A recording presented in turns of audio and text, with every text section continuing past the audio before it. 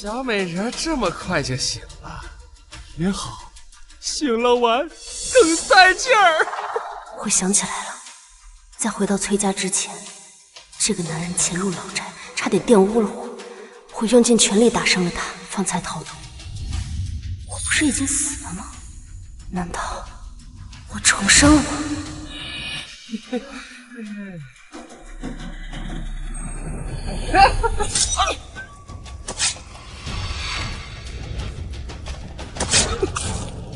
你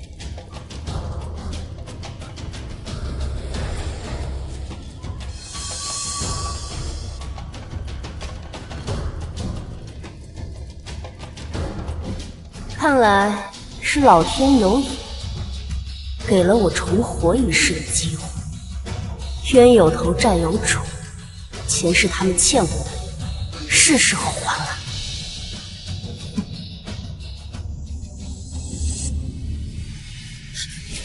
大小姐，她死了！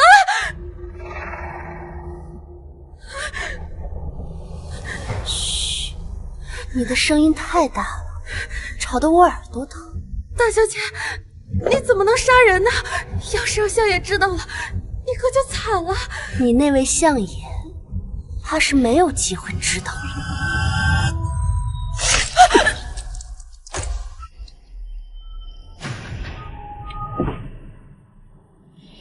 前世回京之后，你污蔑我跟外男有染，害得我在祠堂罚跪了多日。成婚的时候，还被侯府强行验尸，如此屈辱，便得命不配。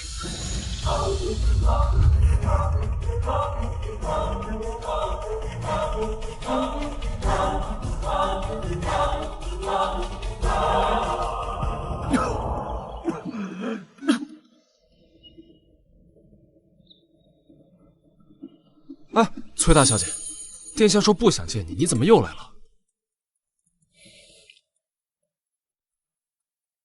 我受伤了。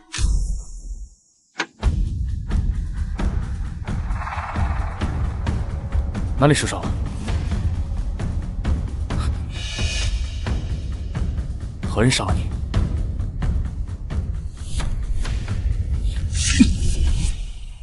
说话！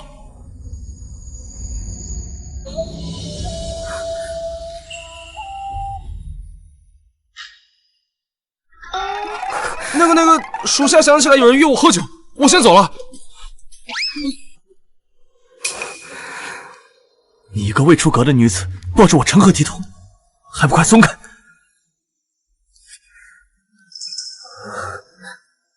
疼不疼？到底怎么回事？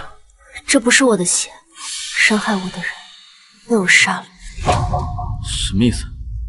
刚刚有个男人趁我昏迷的时候想玷污我，我就用你给我的匕首杀了他。崔家派来接我的丫鬟又同他是一伙的，也一并被我杀了。三哥，你觉得我这样残忍吗？不会，你做得很好。尸身在哪儿？在崔家老宅的院子里。我会帮你处理干净。可是这崔府派来的丫鬟如此对你，分明是想要加害于你。依我看，你还是不要回京了。但清远侯府和我有婚约，婚约毁了又如何？有我在，谁敢反对？毁了婚约，你会娶我吗？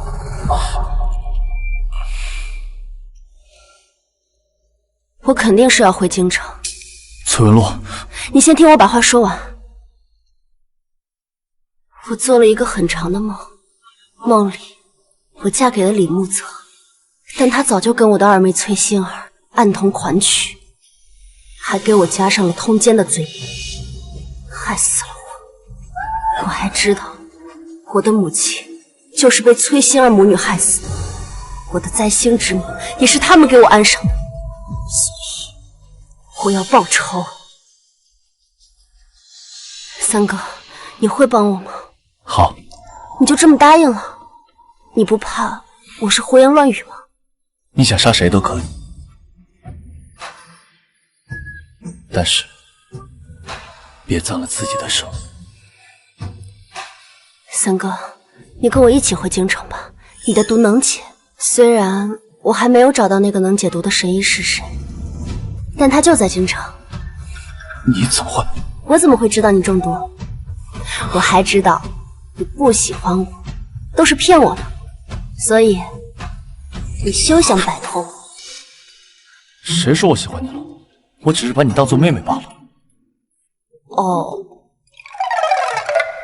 收拾好东西，明日一早我们便回京。你答应回京城了？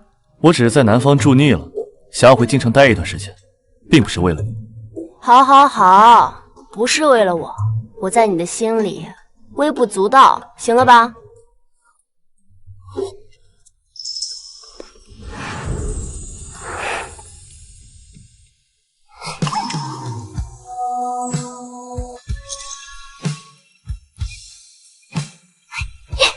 崔文洛，你简直是胡闹！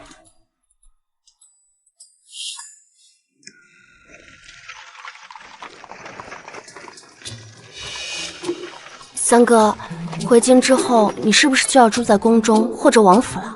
都不是。那你住哪儿？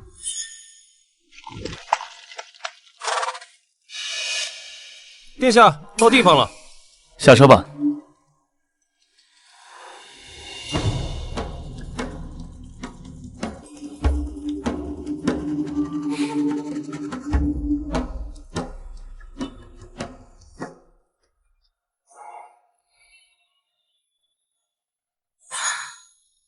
这里就是你的府邸吗？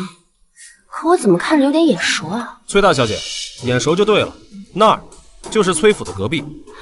隔壁？三哥，在京城的时候，我们也是邻居吗？可我怎么听说这个宅子是个江南富商在京城置办的，常年空着无人住。崔大小姐，这是得知您要回京，殿下紧急为您置办的一套宅子。你不说话，没人把你当哑巴。哦，原来是这样啊！看来三哥很想和我做邻居嘛。阿洛，我为你安排了个武艺高强的婢女，关键时刻，她可替我护你周全。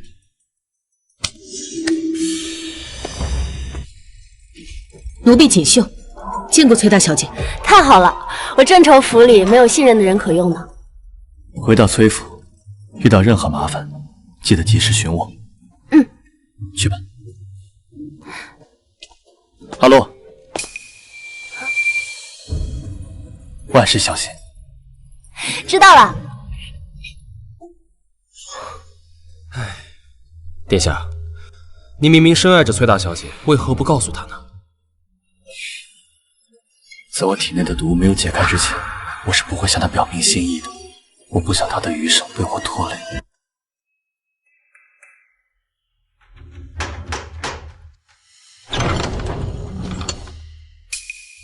你们是什么人？来相府何事？大小姐驾到，还不速速开门迎接？大小姐，稍等，小的这就去禀报。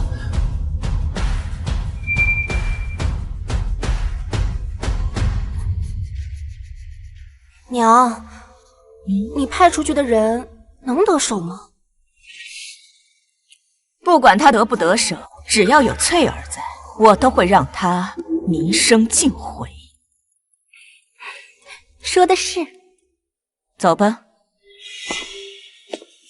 大小姐到。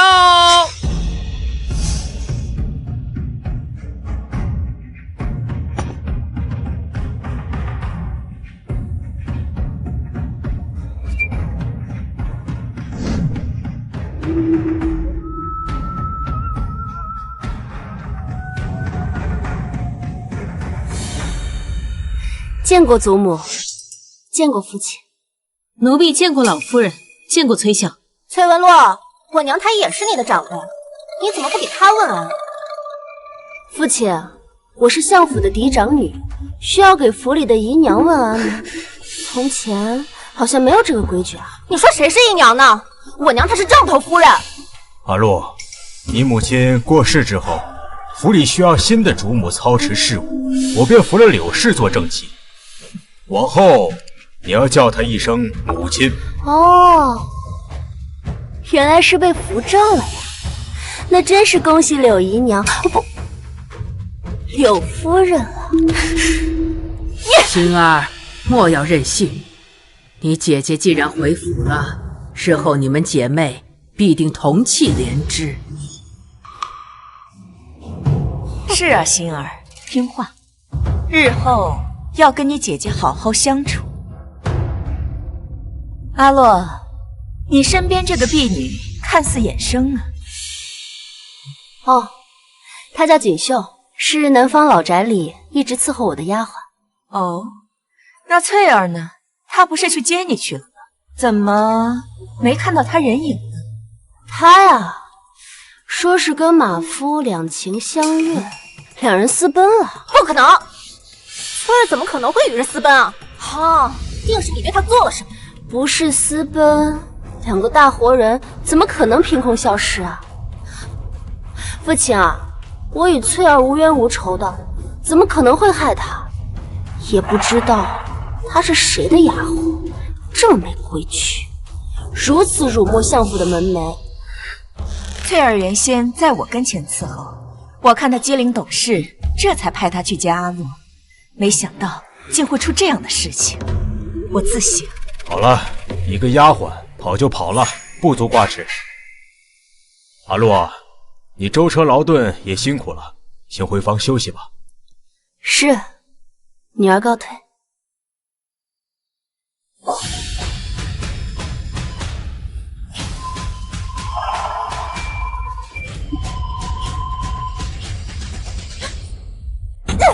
崔有乐那个贱人一定是故意的，翠儿肯定是被他给害死了。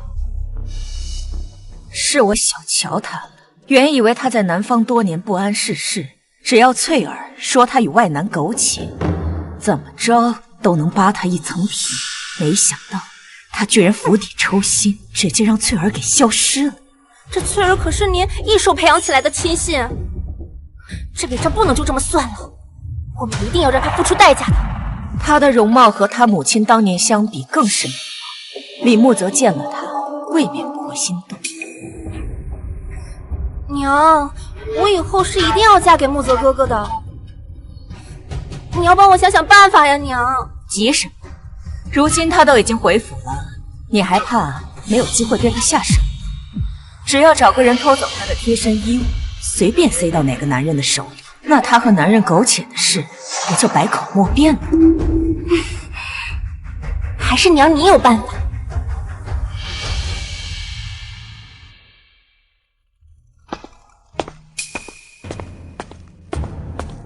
小姐，方才奴婢从外面进来，察觉到有人鬼鬼祟祟的，不知要干什么。我才刚回府，他们就坐不住了。既如此，我就陪他们唱一出大戏。锦绣，我许久没有回家，对府里的各处都不太熟悉，你陪我到处走走吧。是，小姐。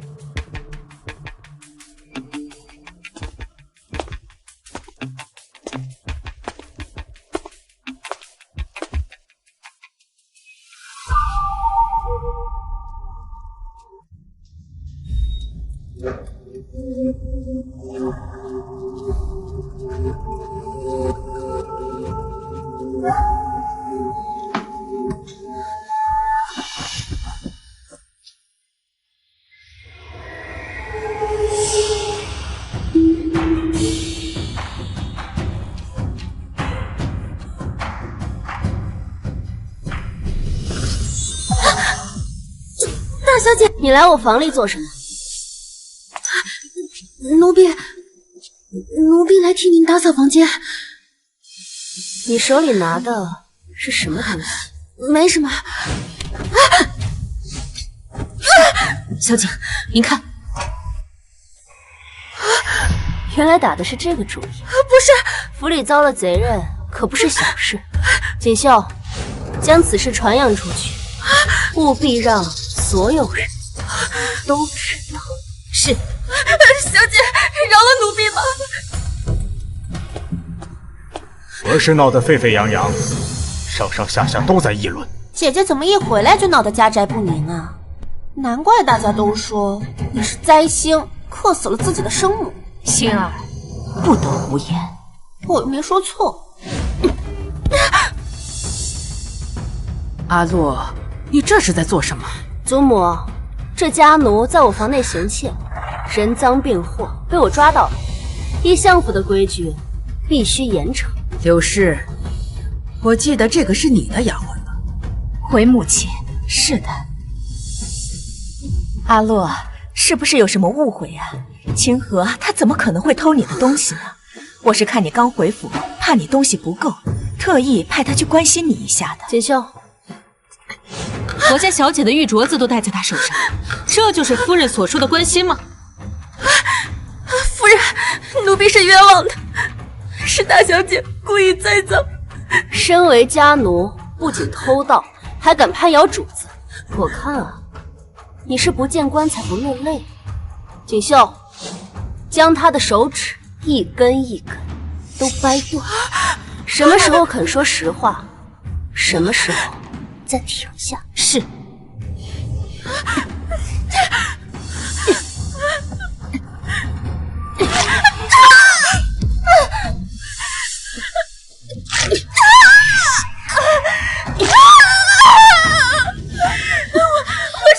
我说，是夫人吩咐我来大小姐房中拿肚刀的，奴婢只是奉命行事啊。柳夫人，是这样吗？你这贱婢，你胡言乱语什么呢？我怎么会无缘无故的让你去阿洛的房间偷拿他的私物呢？母亲，老爷，这丫鬟偷手镯，证据确凿，理应处死，给阿洛赔罪。来人，把他给我拖出去！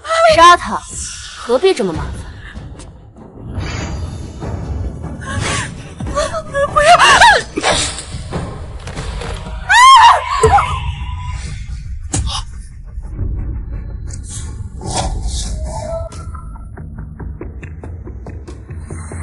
柳夫人，她既然是你的丫鬟，就辛苦你替她收尸了。往后还请柳夫人严加看管你的手下，否则这一会儿与人偷情，一会儿又偷鸡摸狗的，这不仅有损相府的颜面，更会让他人质疑你没有管家的能力。多谢阿洛提醒，日后我定会严加管教的。有劳父亲跟祖母跑一趟了，时辰不早，我该休息了。明日再给二位请安。再过不久，阿洛就该跟清远侯府一亲了，都消停点儿吧！哼！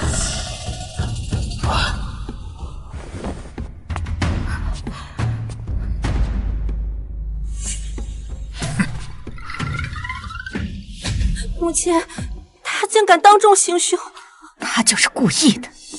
如此一来，就震慑了府里的下人，告诉他们，说是以后谁再敢针对他，清河就是他们的下场。以后我想再找人行事就难了。好歹毒的心机！以前是我太轻敌了，以后想要对付你，就得更小心些。小姐，那对母女2次在你手上吃瘪，短时间内应该不会有胆子来找您麻烦了。他们想停，也要问问我同不同意。接下来，该我主动出击。锦绣，你帮我去找三哥来，就说我有事情找他帮忙。谁？三哥？找我何事啊？三哥，你何时来的？刚来。说吧，你要做什么？当初他们把我母亲的死归咎到我的头上，说我是灾星附体害死了她，而实则害死我母亲的另有其人。三哥，你可以帮我找个道长来崔府做法吗？你这是要以其人之道还治其人之身。没错，被掩盖的真相，是时候该重见天日了。祖母、父亲，母亲的忌日快到了，我想请一位道长来府上为母亲做法，还望你们应允。你母亲都过世多年了，何必再折腾这些事？父亲此言差矣，祖父也走了10余年，您不也经常去祭拜他吗？可见孝道不分早晚，而是咱们崔家一脉相承的家风。况且您发妻离世后这么久，您还愿意为他做法事，世人也会赞颂您有情有义，不忘本心呢。好吧，那便依你。老爷，阿洛对京城不熟悉，这请道士的事就由妾身来安排吧。妾身一定会请最有经验的道长前来为仙夫人做法。也好，不必了。父亲，女儿已经同天华观的徐道长说好，由他来主持法事，就不劳烦旁人费心。天华观徐道长，可是经常进宫、深受太后娘娘信任的那个徐道长？没错，正是他。徐道长德高望重，可不是一般人家能够请得动的。哪怕你父亲官居丞相，也未必有这个体面。阿洛，你是如何请到他的？我有一个朋友，和徐道长相熟。你一个多年不在京城的人，怎么可能会认识这么厉害的？夏虫不可语冰，你什么意思？说你蠢的意思。你好了，为了一点小事，值得吵吗？既然阿洛已经请动了徐道长，那便由他来做法事吧。法事当日，为父也会休沐在家，免得失了礼数。那就劳烦父亲。母亲，那崔永乐居然敢当众羞辱我，真是一点规矩都没有。母亲，他为何突然要请道士回来做法呢？还能说一声，想吸引人的注意呗，想借着他那个死鬼娘，让父亲和祖母更加怜惜他。当年他是顶着灾星的名头被送回去，好不容易回来，更应该把陈年旧事压下去，绝口不提才是。那就是他蠢呗，那他还好意思说我？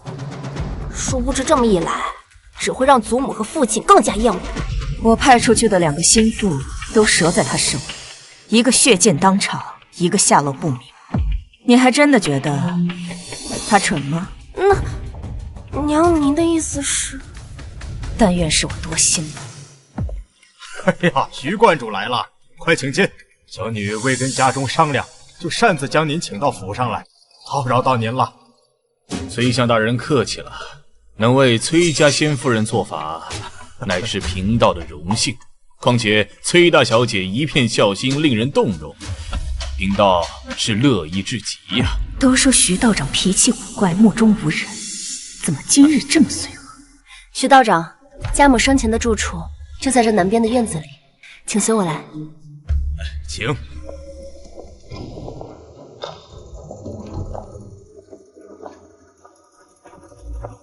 道长，这是家母的牌位，一直供奉在此处。那贫道先给仙夫人上一炷香，将做法之事告知于她。道长请。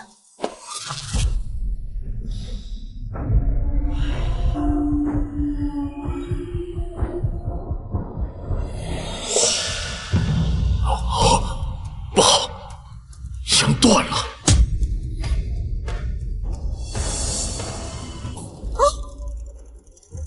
道长，这发生何事了？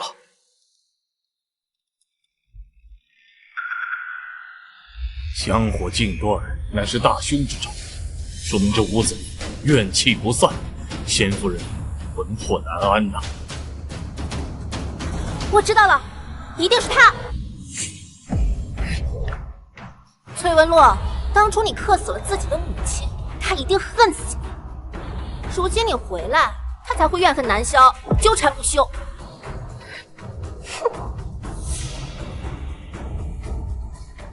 老爷，如果真是如此，那不如……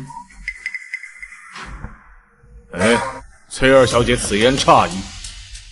仙夫人的残魂多年不散，和崔大小姐没有关系，而是有人用邪物镇住了她的亡魂，让她无法安息。您说什么？邪物？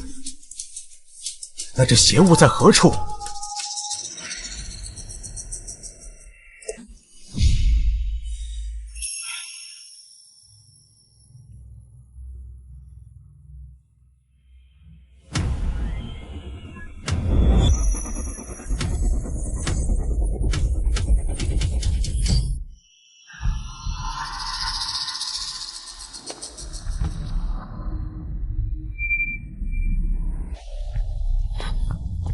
母亲。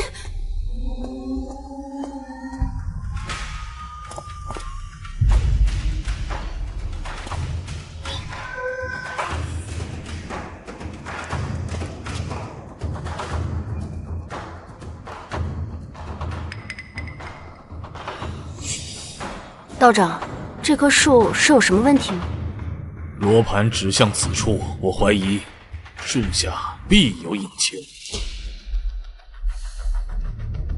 来人，拿铲子来，把这挖开。是。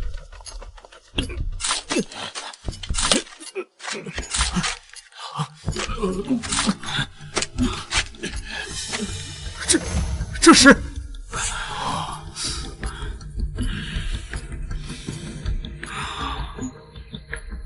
这是人骨。这院子经年无人居住，家宅之内怎么会有这么多人骨？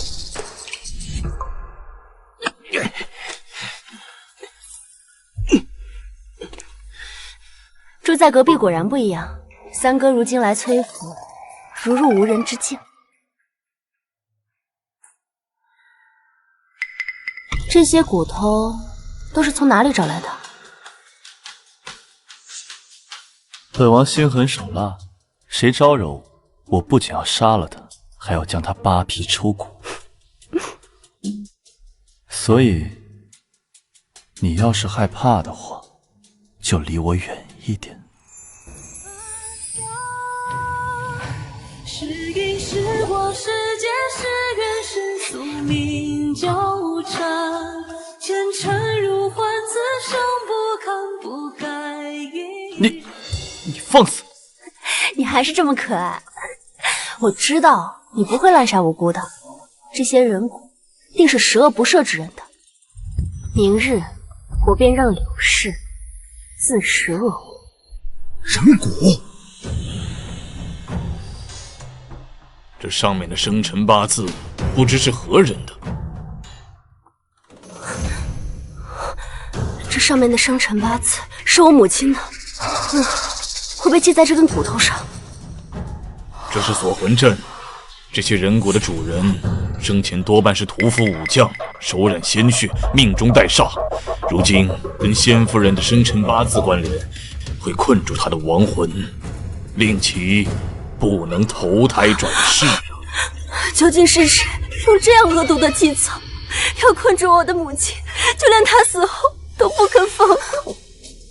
母亲，这些骨头不会是您放的吧？听他瞎说，我压根不知情。父亲，请您为母亲做主，定是有人对母亲痛下杀手，害死了她，否则也不会因为当年小小的风寒病故。偏偏作恶之人，还将这一切都归咎到我的头上，说我是灾星，妄图混淆视听。哼！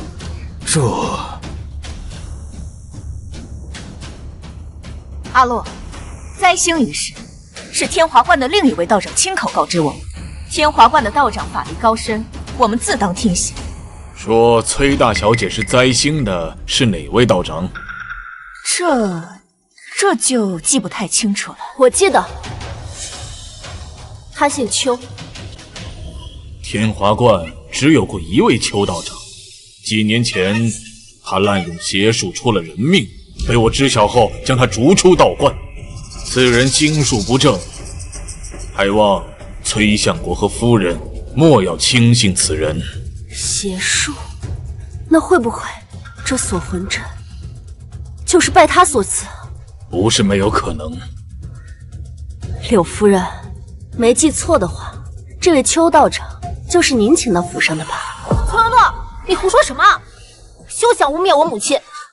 老爷，妾身冤枉了，妾身一直尊敬仙夫人，您是知道的。道长，这锁魂阵可有办法化解？而今锁魂阵已破，但仙夫人残魂不散，怨气弥留，只能设法安抚，否则与崔家家宅不利。轻则霉运不断，重则家破人亡。那如何安抚？若能找到始作俑者，令其在仙夫人牌位前跪满7749天，日日忏悔，或许能使亡魂消散。始作俑者，道长，可有那位姓邱的道士的下落？哎呀，自从他离开天华观后，就下落不明了。哟，那还真是可惜了。若非当初柳夫人引狼入室，也不会给崔家招致这样的祸患。这件事，你难辞其咎啊。父亲，崔文洛与这徐道长相识，谁知道他们是不是串通好，故意给母亲泼脏水的？你万万不能听信他们的一面之词啊！当初那位邱道长声称我是灾星，崔家因此将我送去南方多年，怎么无人怀疑？那也是他的一面之词。你，徐道长道高德上，太后都对他十分信重，你如此抹黑，还有规矩吗？况且这院子长期无人居住，却挖出这么多的白骨，证据确凿，还能有假？你灵儿，不得对道长无礼。阿洛，我知道你心里埋怨我们，当初你母亲病故，老夫人又跟着生病了，我们也是没办法。昔日女儿为了不给家中惹祸，独自在南方居住多年，女儿无怨无悔。但今日方知，责任不在我，作恶的另有其人。如果放任下去，怨气不散，崔家不得善终啊！那依你所见，该当如何？此事因柳夫人而起，有因才有果，不如让柳夫人代替姓邱的道士，在我母亲牌位前跪足749日，以此赎罪吧。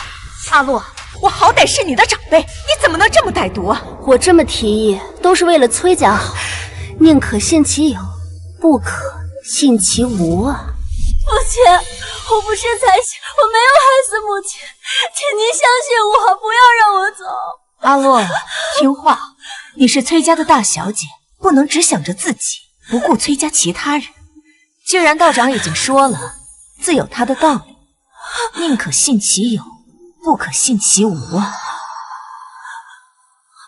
父亲，父亲，你不要让我走！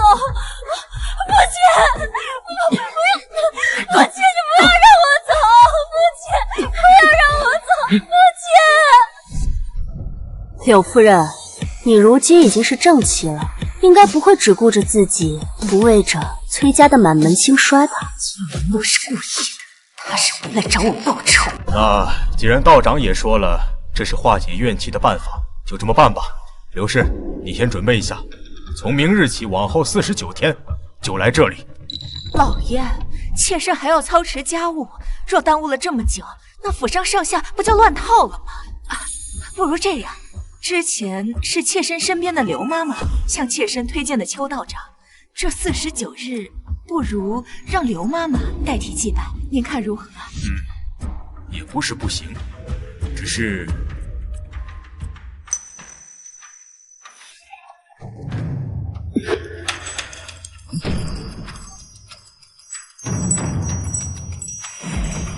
奇怪，这院子里连一丝风都没有，铃铛为何会响个不停？莫不是母亲在回应着什么？这铃铛怎么突然响了？难道真是何时的亡魂尚在？道长，可否请您解惑？以贫道之见，是怨气撞向了铃铛，恐怕是崔相和夫人相伤的结果，令先夫人不满吧。柳夫人，看来您身边的这位刘妈妈似乎难以平息怨气，还得您亲自来才行。父亲，您说呢？阿洛说的对，此事宁可信其有，不可信其无。刘氏，你就不要找人代替了。是，此事虽错不在妾身，但为了家宅平安，妾身愿意承担一切。柳夫人到了母亲的牌位前，可千万不要再说这些推脱责任的话了，切记心诚则灵。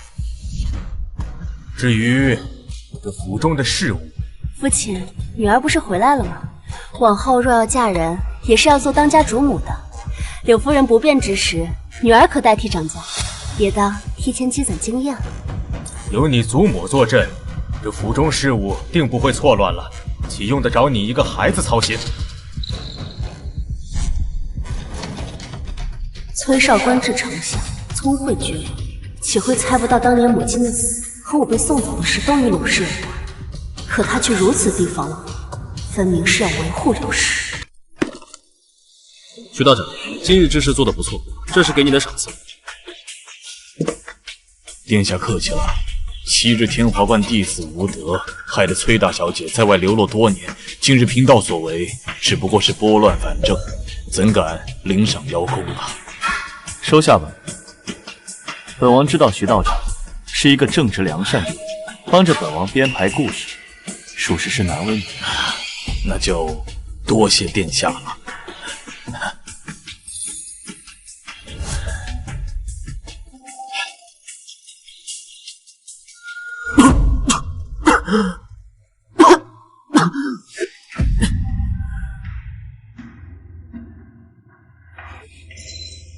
啊，殿下，你去哪儿？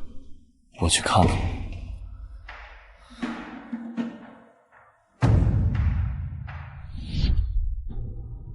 母亲，让柳氏给您跪满49日赔罪，只是一个开始。血战，当以血来偿。谁？锦绣在门外守着，除了我，还有谁能进来？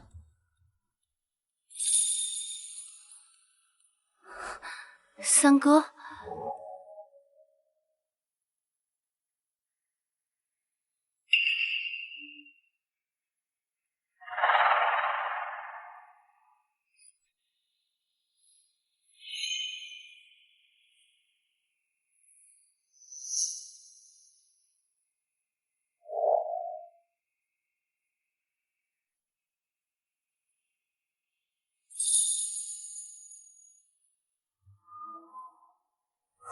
你是皇子，怎能跪我母亲？你快点起来！作为晚辈，第一次见你母亲，跪她无妨。女婿跪岳母，倒是无妨。我只是把你当做妹妹可并不想娶你。是，殿下只当我是妹妹，是我自作多情，对殿下求之不得，辗转难寐。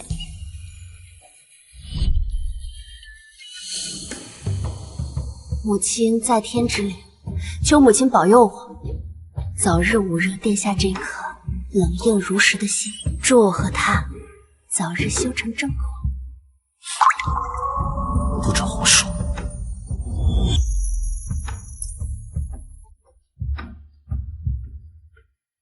崔夫人，是我心猿阿洛，不敢表露心意。我身中剧毒，生死难料，还请您庇佑他平安顺遂，觅得良缘。我回京的消息，清远侯府一定知道，过不了多久，他们就该来提亲了。你可有对策？需要我帮忙吗？我也有对策，且需要你的帮忙。每年立春，皇家别院便会开设春日宴，年轻的高门子弟都会相聚到此，饮酒作诗，闲聊赏花。倒是有所耳闻。你是要去吗？我收到了请帖，李慕泽跟崔馨儿也会去。那你需要我做什么？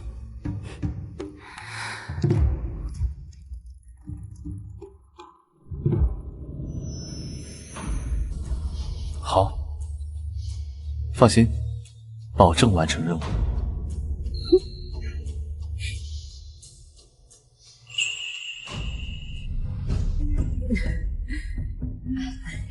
好久不见，这酒真不错。是啊，你的气色还是一如既往的好。好美的女子。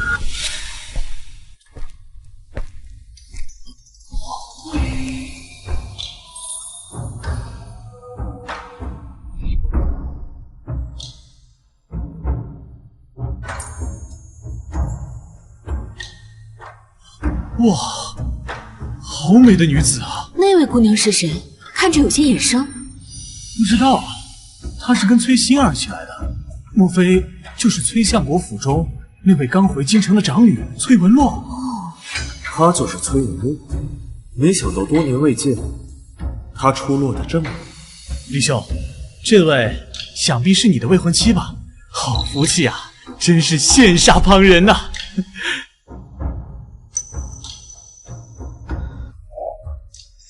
妹妹，你是在看我的未婚夫吗？他可是你的姐夫，你如此眼巴巴地看着他，叫外人看了去，还以为你们二人有私情呢。你胡说什么呢？我什么时候胡说了？清远侯府世子跟我早已有婚约，他可不是你能觊觎的，更不会喜欢你，他只会在意我这个未婚妻。你如此不得体地盯着他看，僭越！你算什么东西？他才不会喜欢你呢！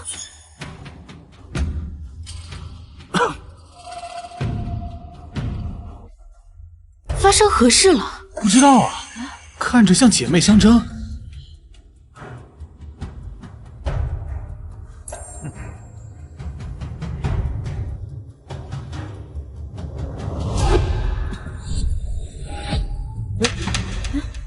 这是什么东西啊？是画吗？世子，你的东西掉了。世子爷，抱歉，刚才不慎撞到你了。这是从您身上掉下来的东西，还请拿好。哎呦，这画上是谁呀？世子爷，这画上的女子是您的未婚妻吧？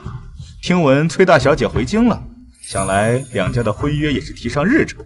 提前恭喜世子爷哈！哎，不对呀，这画像上的不是崔大小姐，而是崔二小姐。世子爷怎会随身携带崔二小姐的画卷？真的呀，这是换人了。这不是我的画像，我亲眼看到从您的袖中掉出来的，这还能有假吗？我并不知情。这画像上的确是我二妹，看来世子心中心悦之人是我二妹，并非我这个未婚妻。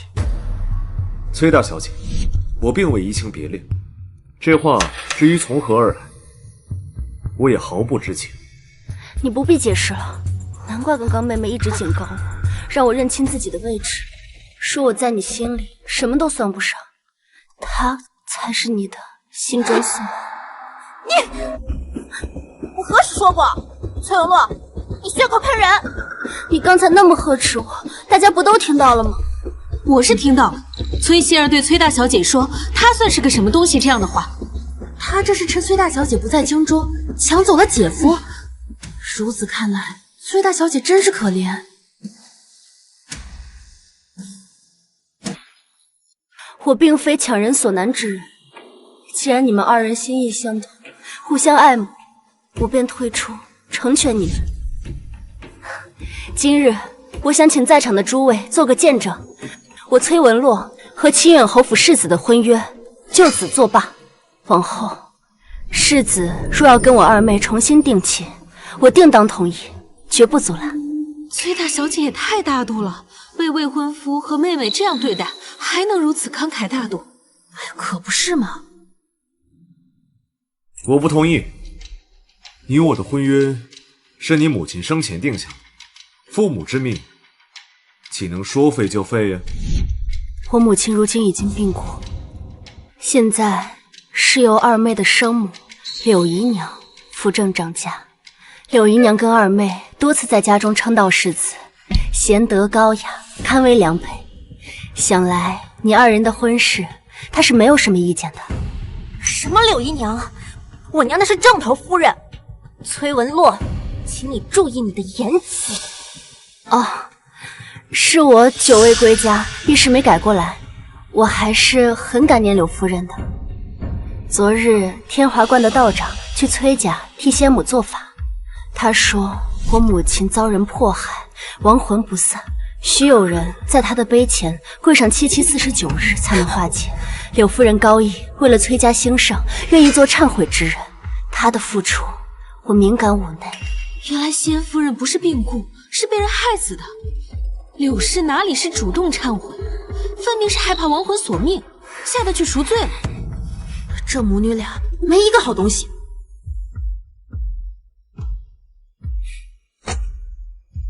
他倒是一点亏都不肯吃。好你个崔文洛，你少污蔑我娘了！待会儿回府里，我去告诉祖母跟父亲，让他们扒你的皮。妹妹，姐姐是说错什么了吗？柳夫人现在就在我母亲的秋兰院跪着，我若造谣，天打五雷轰。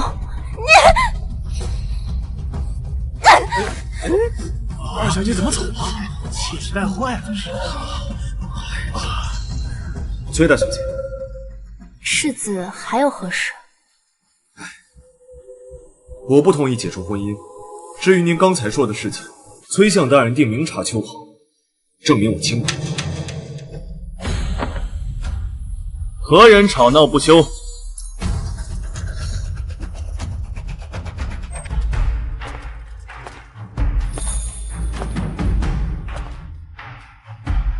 你是何人？放肆！陈王殿下在此，不得无礼。是在下的眼拙，一时没有认出陈王殿下，还请恕罪。见过陈王殿下。免礼吧，本王方才在亭子里都听到，到底是何事？回三殿下，是我撞破清远侯世子和我二妹的私情，想成人之美，可世子似乎不情愿。我们正在相商，已有婚约，却与未婚妻的妹妹暧昧纠缠，此等行径非君子口。这婚约该退。殿下，不必说了。崔相明镜高悬，也不会眼睁睁看着自己的女儿掉进火坑。况且本王今日路见不平，便替崔大小姐了了这桩婚事。日后若是清远侯府再纠缠不休，便是不将本王放在眼里。多谢殿下仗义直言。本王还有事，你们自便。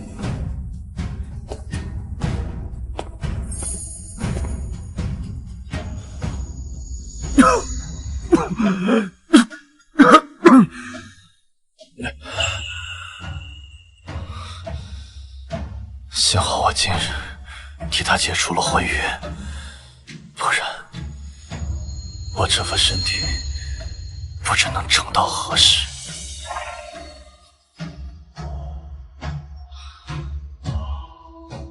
魏娜，你说，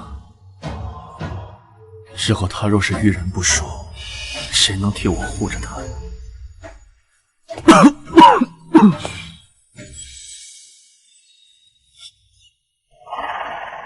你怎么来了？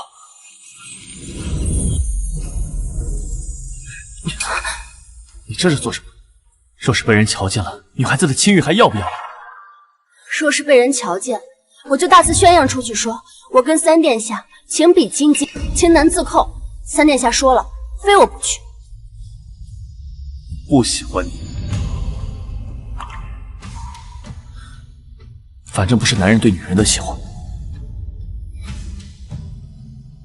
我的话是不是太伤他的心了？兄长对妹妹的喜欢胜于男女之间肤浅的感情，这一点你理当知晓。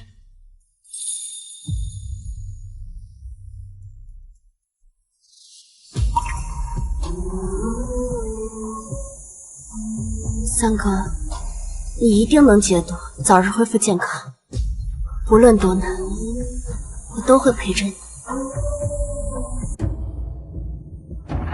老爷，你要为我做主啊！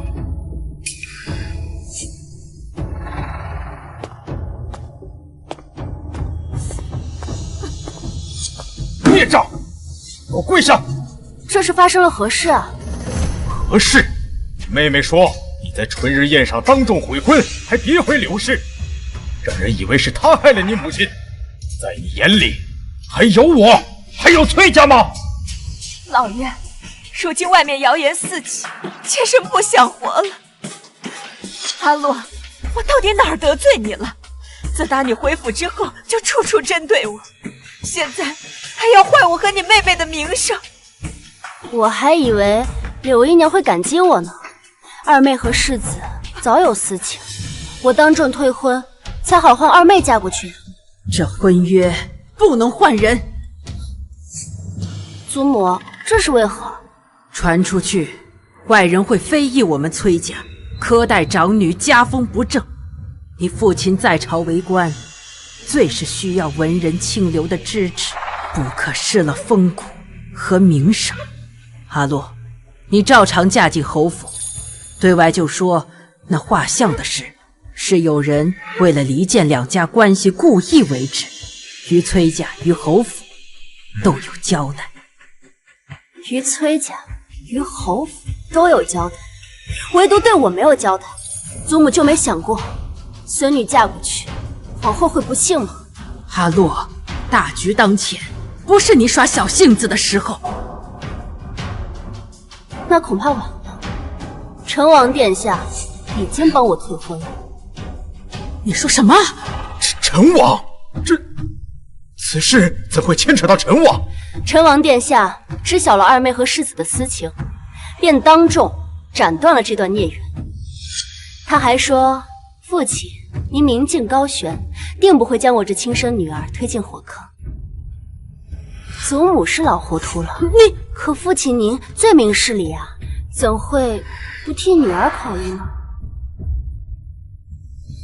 既然陈王殿下都认定这是一桩孽缘，想来此事错在仙儿和世子。父亲，你可愿嫁给李慕泽？我杏儿此前对世子无意，但这么一闹，往后她清白受损，日后再谈婚论嫁也难了。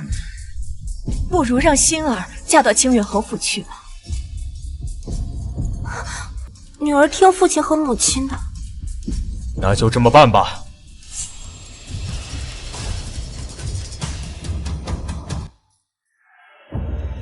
母亲，我就说崔文洛是个蠢货吧，居然将这么好的婚事推给我。他这么做到底是为什么？连我都搞不懂。难道真的是我高估他了？他竟为了一时的义气，就舍弃了嫁进侯府的机会。退了婚的女子呢，定会遭人嫌弃，往后她就只能嫁给商贾小吏，而我会轻而易举的将她踩在脚下。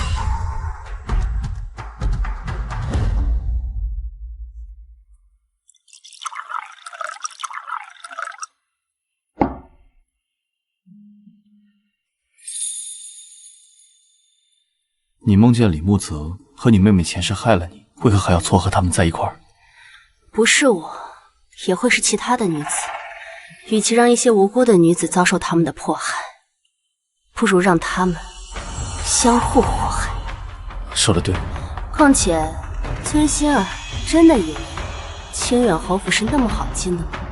她那个侯夫人可不是什么省油的灯。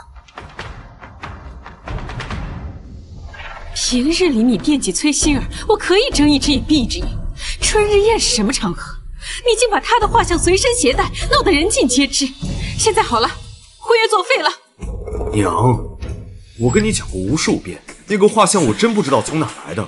我跟崔文洛解释过，他不听啊，甚至还惊动了陈王。除了你，还能有谁啊？你什么德行，我还不清楚。不就是退婚吗？我给崔文洛机会了，可他不听，他不接受，那我就娶他妹妹。到时候他无人问津，自会后悔。你懂什么？崔文洛生母出自建江何氏，何氏出过3代帝师，5朝宰相。崔文洛生母那一辈就这么一个嫡女，若非她当年嫁给崔少，就是连皇后都当得。娘，崔文洛他外祖父这么厉害啊！我还听说何氏在临死之前给他的女儿准备了极为丰厚的嫁妆，这嫁妆不在崔公家中，由崔文洛亲自保管，娶了崔文洛就等于娶了整个何家。那嫁妆的事根本就是子虚乌有的。何家在建江虽是望族，但祖上的官员一个比一个的清廉。建江毗邻西境要塞，常有战事，一旦战起，朝廷拨冗的物资耽误数月，战士们等不起，外祖父便变卖了私产，第一时间送往前线。我出生后不久，京城瘟疫，药价高昂，母亲拿出了几乎所有的嫁妆，瞒着崔家去置办药材，再由人分发给了京城穷苦的百姓。兼善天下是何府的家风，而他留给我的，实则只有一世藏书。原来如此。可外人不这么认为。在梦里，我跟李慕泽成亲之后，他跟他的母亲一再逼问我嫁妆的下落。我说没有，他们不信，就肆意鞭打、虐待我，逼我交出钱财。他们怎么可能？放心，我一定不会放过他们。不过，这徒有虚名的嫁妆倒是帮了我。痛失一笔横财，侯府又怎会轻易的让崔馨儿过门？侯夫人，今日请您来，是想商讨一下小辈们的亲事。不久前，世子当众掉落了馨儿的画像，阿洛的气性大，便提了退婚。陈王殿下还将此事板上钉钉了。如今世子与阿洛的婚约是不成了，不如换成馨儿嫁给你，那也算是一段佳话。以我之见，这件事情还是算了吧。求娶姐姐不成，改娶妹妹，是会招外人笑话的。但世子的心中应该是祭奠馨儿的，两个孩子两情相悦，我们做母亲的应该成全才是。柳夫人，不是我不通情达理，只是这婚约是先与先夫人定下的，先夫人还承诺过会给女儿准备一大笔嫁妆，如今换了人，这嫁妆……母亲从未承诺过嫁妆的事，侯夫人这是故意给柳氏施压了。馨儿也是崔家嫡女，她的嫁妆和长姐相比，自然是不会少的，这一点侯夫人大可放心。是吗？那柳夫人是打算给女儿准备多少嫁妆？侯夫人以为呢？至少5000两。什么？侯夫人，5000两，未免也太多了吧？怎么会呢？若先夫人在世，以建江何家的财力，别说是5000两白银，便是5000两黄金，也是拿得出来的。柳夫人，你要是觉得多，那这婚事就此作罢吧。侯夫人就不怕世子埋怨你拆散她跟馨儿吗？我儿一向孝顺，断不会因为哪个女子就怪罪我这个母亲。我侯府在京中多的是人想要攀附，我李家世代袭爵，可不像那种根基清浅，只有一人在朝为官的门第。上次春日宴，外人早就认定馨儿和世子有私情，若她不嫁李家，再享高家，难如登天。若是我崔家能凑出5000两给女儿做嫁妆，侯夫人就答应这桩婚事了。那是自然，我侯府见到崔家的诚意，岂有不答应之理？好，一言为定。鱼儿咬钩了。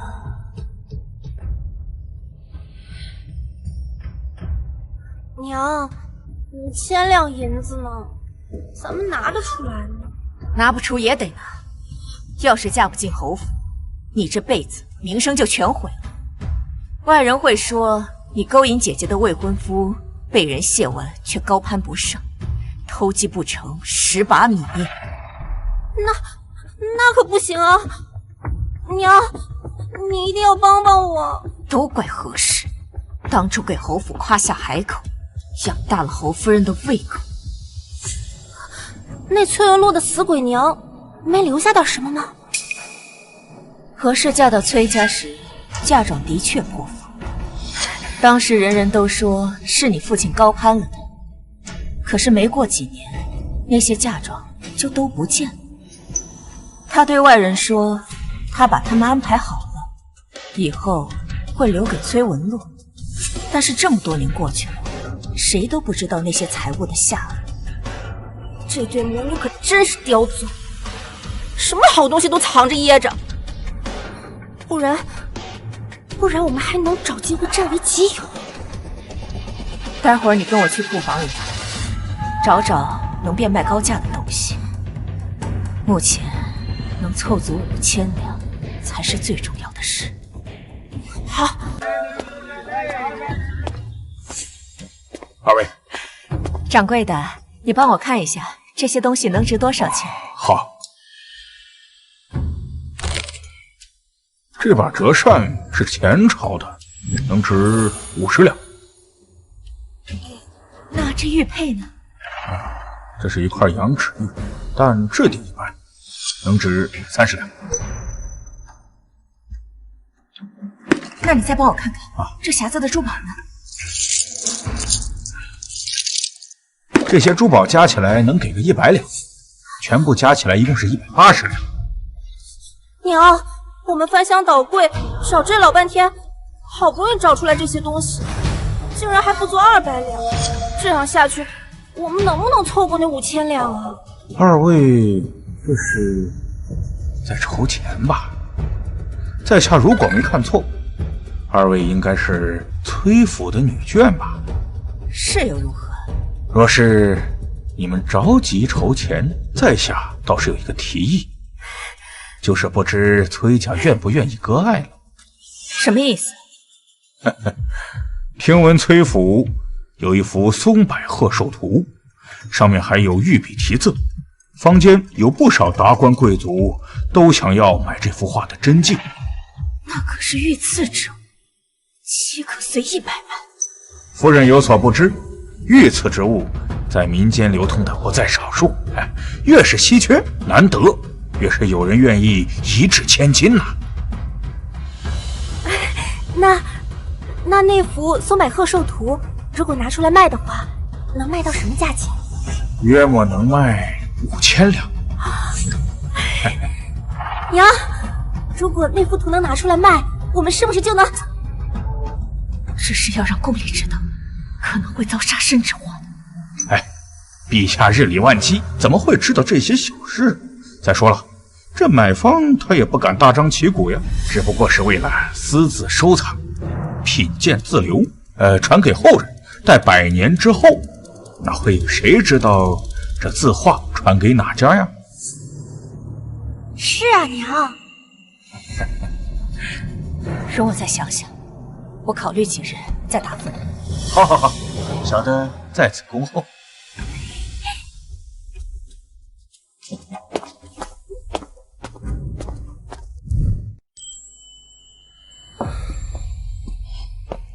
殿下，崔姑娘，那位夫人好像动心了。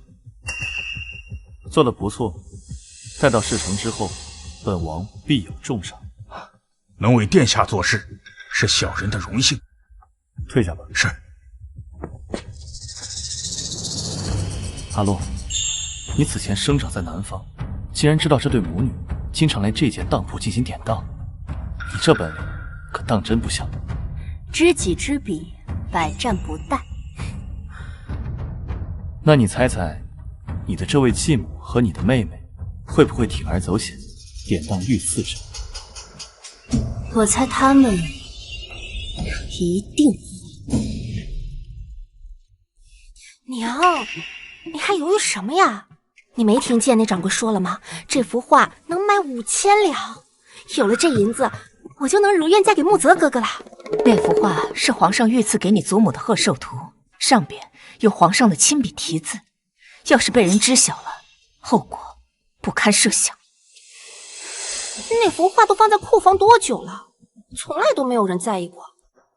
而且那掌柜也说了呀，这买家买了画，定会守口如瓶，不会声张出去的。这些银子跟白送给我们有什么区别啊？一直以来都是我执掌内务，要是被你祖母发现了，她一定不会善罢甘休的。嗨，我们之前不是也卖过祖母的嫁妆吗？她从未发现，这一次她照样发现不了的。娘，你要是实在担心的话，不如我们找人临摹一幅一模一样的。祖母她又不通字画，发现不了什么异样来。你这个主意倒是不错，星儿有长进了。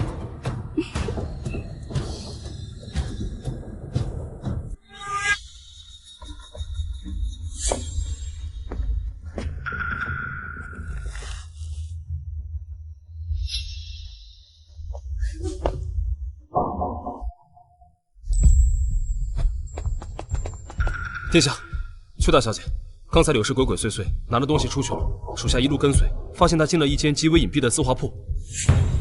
隐蔽的字画铺？莫非他是想找人画一幅假的？您猜的没错，属下跳上屋顶，把瓦片揭开来偷听。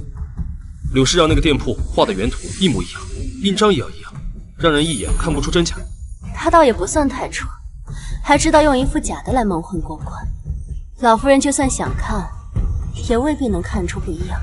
连御赐之物都敢做假，还是嫌命太长了。而后他就拿着画找掌柜，起先他还想拿那个画去诓骗掌柜。亏他想得出来，掌柜做这行几十年了，如果连真迹跟赝品都分不出来，那可真是白混。可不是嘛，掌柜当即就说这幅画是假的，让柳氏拿回去。柳氏急了，这才说是自己一时粗心拿错了，就把真的拿了出来，给当了。银子给他了，可留下明面的票据。本来是留了的，但是柳氏心虚，特意叮嘱掌柜不要留存票据。没有票据，没有记载，他就等着以后吃哑巴亏吧。三哥，这5000两算你借我的，以后我会让他们连本带息的还回来，全部给你。放心吧，这幅画我已经找到一个大冤种买单了。大冤种？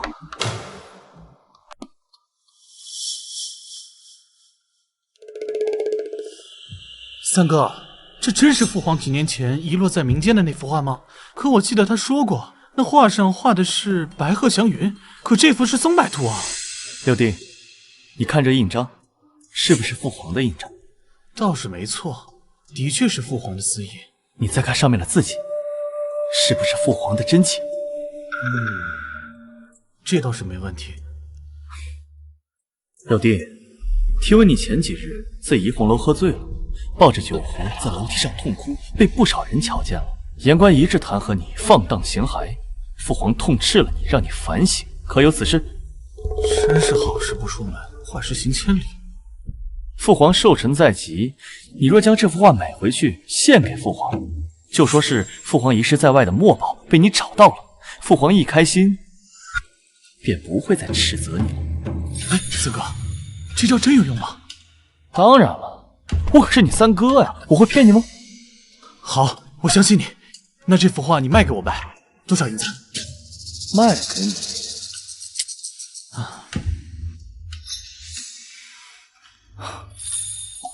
6000两。这么贵？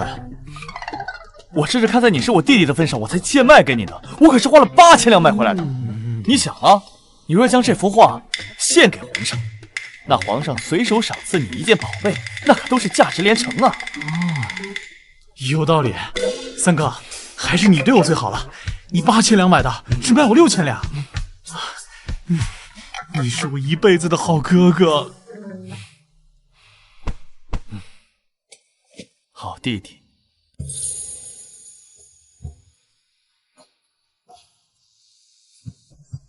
皇上，六皇子求见。他还有脸来？之前他在怡红楼丑态百出，连带着朕都脸上无光，让他滚！朕不想见他。皇上，六皇子说他在外花重金寻到了您遗落在外的那幅墨宝，今日特意带着墨宝来向您赔罪的。难道是朕最喜欢的那幅白鹤图？多半是了。请他进来。是。宣六皇子觐见。儿臣参见父皇。起来。再过不久就是父皇您的寿辰，儿臣知道您先前丢过心爱的墨宝，心中惋惜，儿臣便派人走遍大江南北，用心找寻。皇天不负有心人，终于让儿臣找到了。画呢？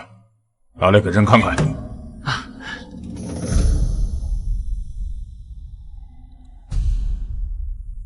这幅画你从何而来？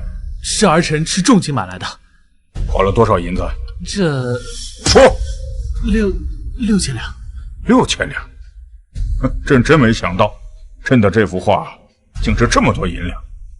这可是御笔亲作，普天之下能有资格拥有的人寥寥无几，就算是万金，那也是值得的。好，把话收下吧，你先退下吧。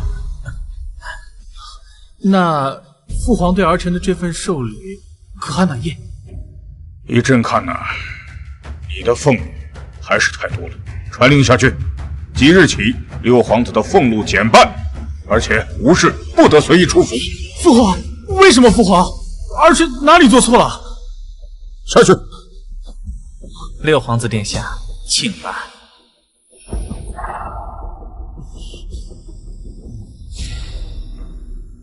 你还记得这幅画的出处吗？奴才还记得，这幅画是当年崔老夫人60大寿时，崔相替她求封告命，您感念崔相辛苦，特意亲笔御题赐给崔老夫人，当作生辰礼物的。对，没错。宣崔少入宫，朕倒要看看他如何解释。是。侯夫人，请坐。心儿的嫁妆我都已经准备好了，这婚期是不是该尽早定下？前几日您还觉得不妥，这么快就有好消息了？柳夫人，该不会是戏耍我吧？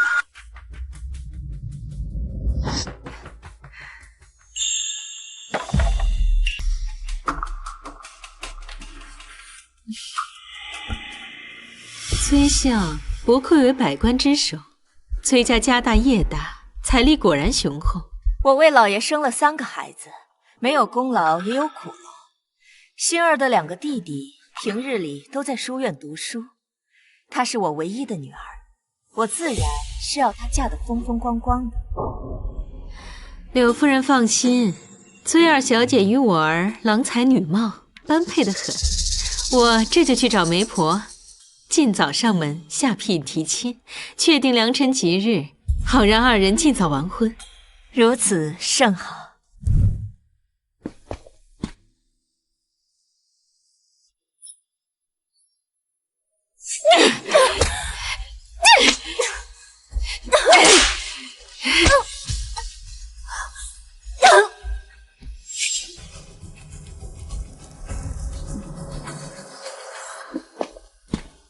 竟敢对我如此无礼！夫人，这样看来，还是崔家2小姐更懂规矩些。可不是嘛，我侯家这种高枝，可不是谁都能攀得上的。如今她退婚，后悔的日子还在后头。走。大小姐，殿下让人来告知您，皇上已经召见崔相入宫，想来今晚崔家要热闹了。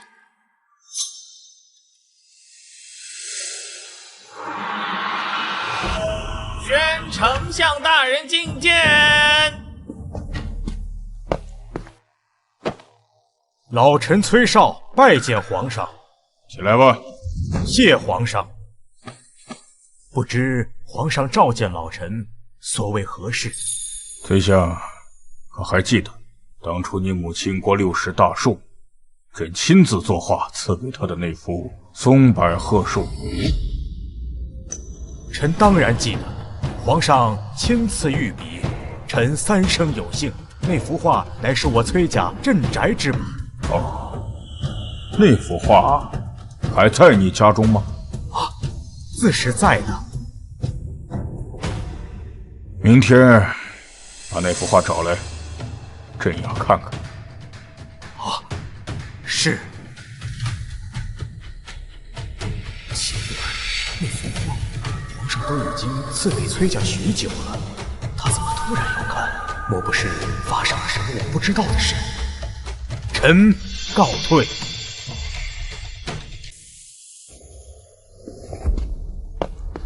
父亲，您回来了。你回来的正好。今日清远侯夫人过府，跟柳氏已经商谈好亲事了。再过不久，侯府就会衔枚下聘，敲定婚期，这可是大喜事啊！恭喜2妹喜得良缘了。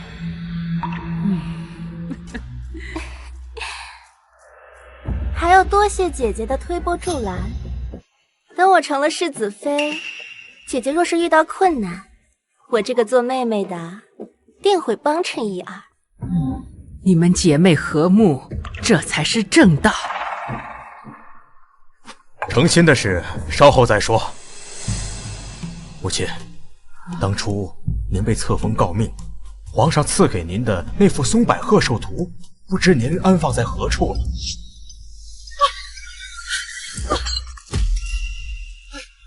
怎么毛毛躁躁的？行了，放那儿别动，我让下人来收拾。是。柳氏，当初皇上御赐给我的贺寿图，一直放在库房里收着吗？啊，对，一直收着呢。老爷，今日为何突然问起那幅画了？待会儿啊，去把它找出来，我有用。切记，检查仔细了，万不能有任何破损脏污，不能有任何差池。是。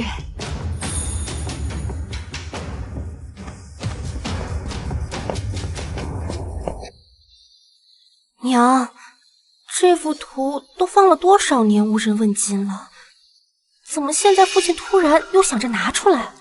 我哪知道，都是你乱出馊主意。当初我就跟你说，此事太过凶险，做不得。你非说不打紧，没人会知道。那现在好了，娘，您先别急，也许是父亲的同僚或者友人想要欣赏欣赏这幅画，父亲碍于情面才答应的。这些人当中，能有几个人认得出来这是不是皇上的亲笔？依我看，这真画和假画也没什么两样。说得轻巧，要是真没区别，之前我拿去当铺，那掌柜怎能一眼就看出来不对了？那就算被人看出这画有问题，他们也不会当着众人的面拆穿的。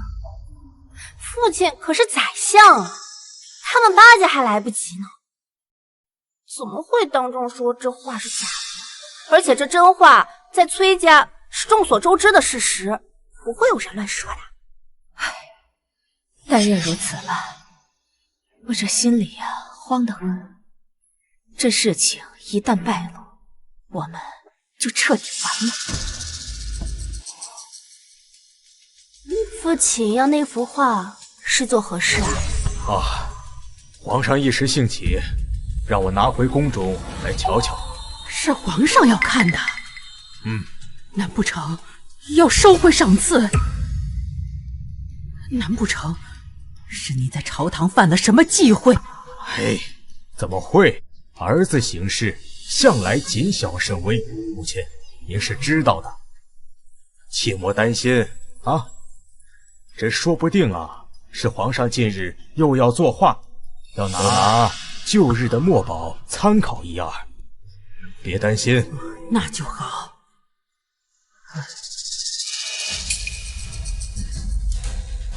画拿回来了，给我吧。磨叽什么呀？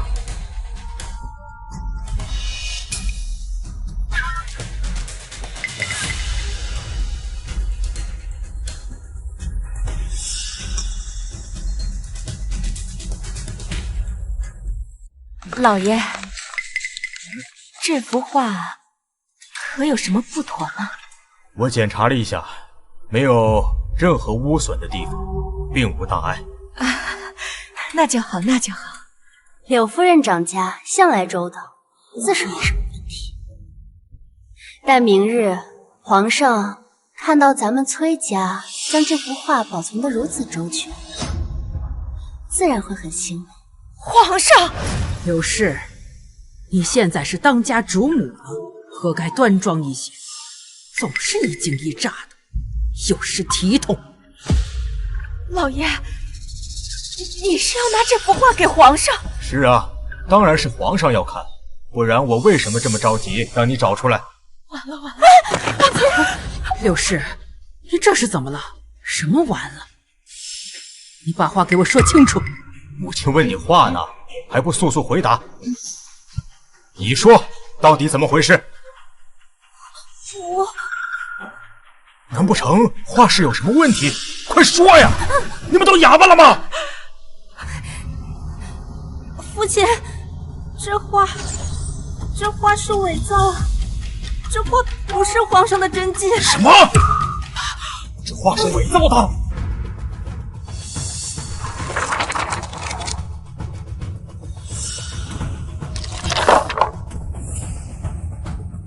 真的呀？真的去哪里了？啊！你快说，都什么时候了，还吞吞吐吐的？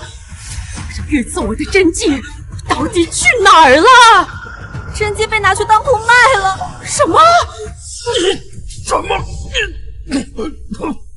当铺？竟然把御赐的画去当了！陆氏，你怎么敢？你失心疯了吧？老爷，母亲，我不是故意的，是清远侯府提出，如果想要让星儿嫁过去，就得凑足5000两的价钱。可是这么多的现银，我实在是凑不出来。为了让星儿嫁过去，我才……母亲！你混蛋！那可是御赐之物，这你也敢变卖啊！你当皇上兴师问罪，这是抄家灭族的大罪呀！你是要害了我崔家满门吗？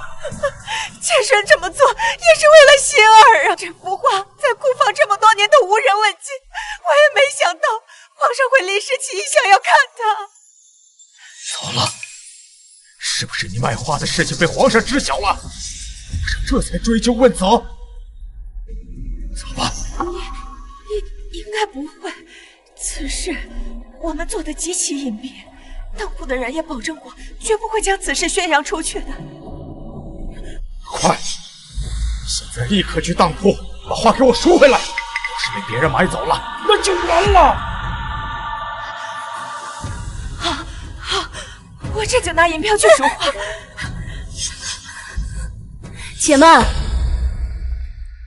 崔文洛，你又要干嘛？柳夫人去当铺的时候，光是带上5000两怕是不够。你什么意思？你没当过东西吗？当出去的东西，若是想赎回来，是要加码的。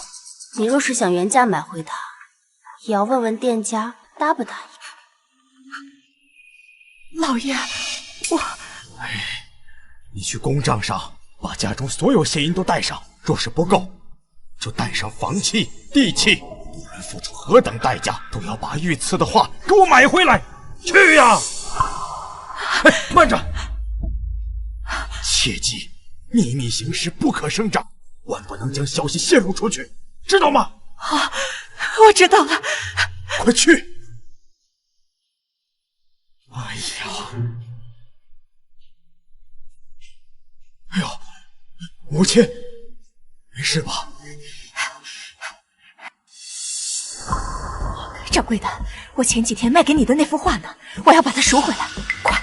是您呀，夫人，那幅画您不是已经当了吗？已经有贵客预定了。我马上就准备把它送出去。然后现在说小人不能再把画送了。不行啊，这不能给别人。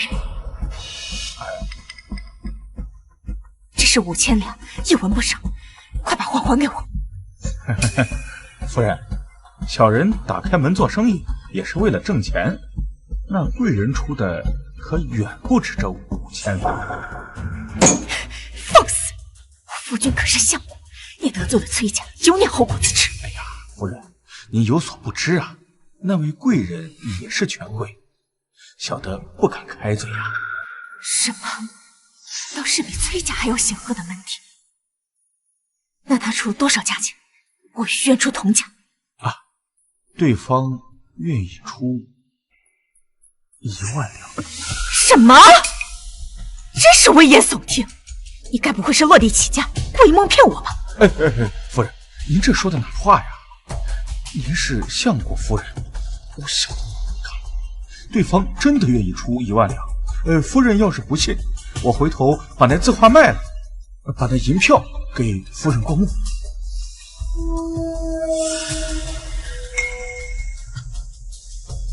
这里还有几张地契和房契，都是地段优渥的。只要你把画给我，这些我也一并都给你。当，就算是为了夫人您，我去得罪那位贵人。啊，夫人稍等，我这就把画拿回来。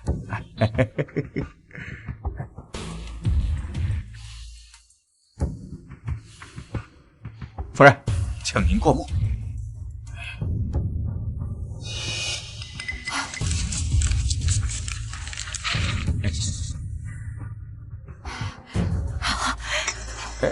对了，切记，此事天知地知，你知我知，要是泄露出去，我叫你好看。夫人放心，夫人放心，慢走。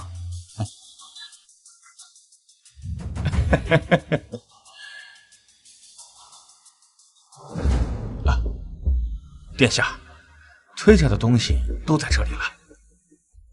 正如殿下所言，崔家为了拿回那幅画，已经不计一切代价。做得不错。崔家底蕴不深，这些东西怕是动了崔家的根基。可偏偏我们又拿了一幅假字画给他，小的怕崔家不会善罢甘休啊。放心吧，崔少自身难保，柳氏更是自寻死路，没有人敢动。是，殿下。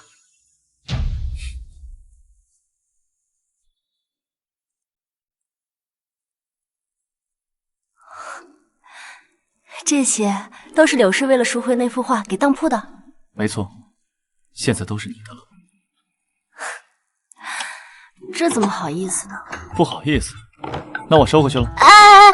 要，有钱不赚，王八蛋！三哥，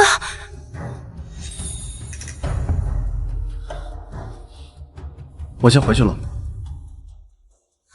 三哥。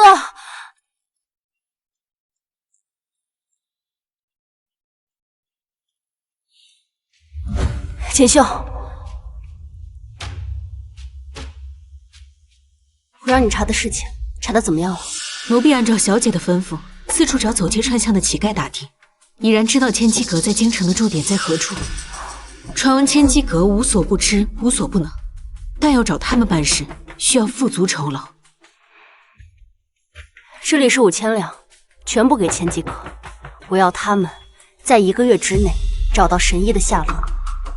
我怀疑能解毒的人，就是当年下毒的人。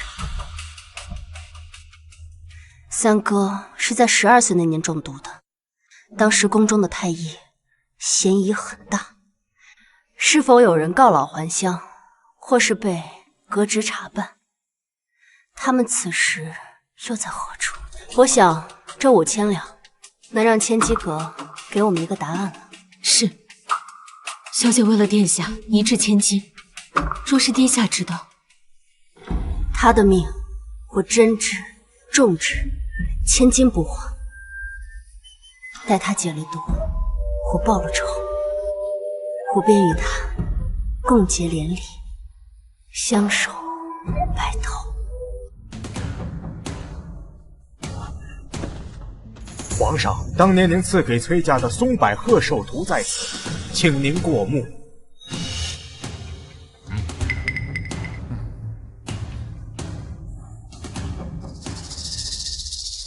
打开。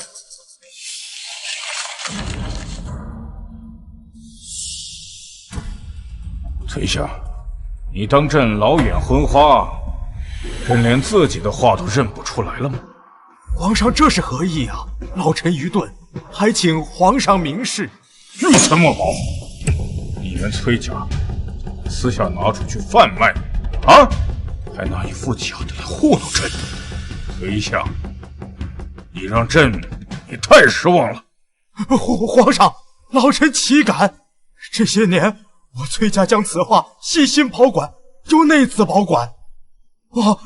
定是老臣家中生出内贼，偷天换日的，老臣真的不知情啊！你给我滚出去！好好问问你的夫人，到底是怎么长家的？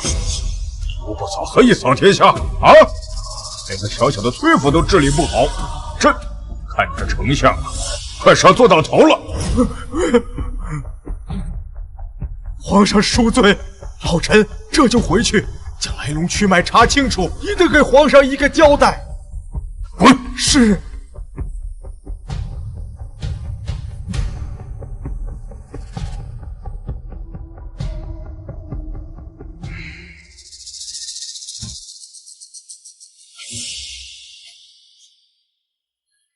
怎么样？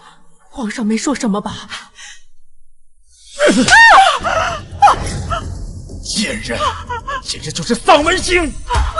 是要害死我崔家吗？啊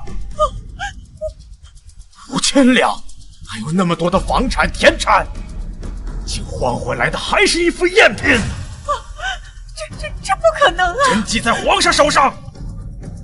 皇上今日问我，连一个小小的府邸都管束不力，又有什么资格统管百官？这一切都是拜你所赐。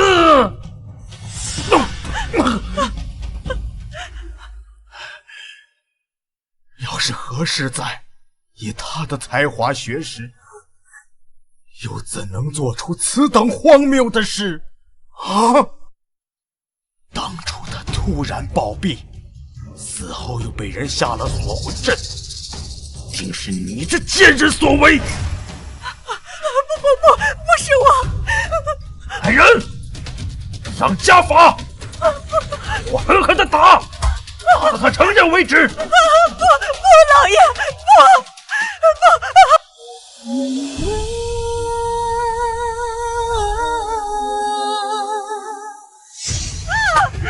老爷！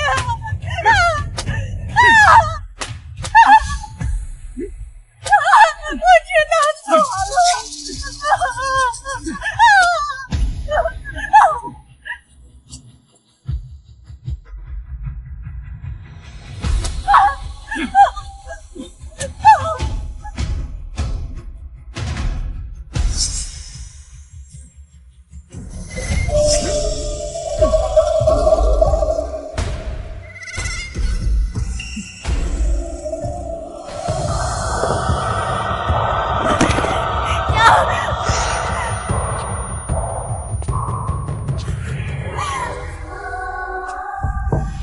祖母，父亲，阿洛，你说的对，定是这贱人害了你母亲。从今日起到你出嫁前，由你来掌家，再不能让他祸害崔家了。父亲可还记得徐道长说的话？道长说什么？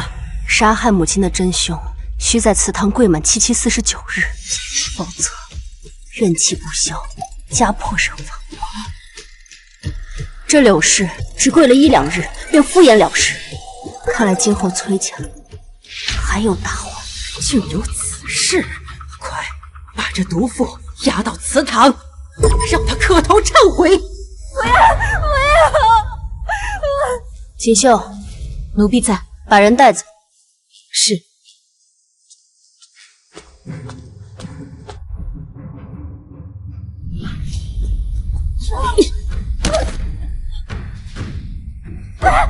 崔文洛，你要干什么？崔文洛，你放开我母亲！崔文洛！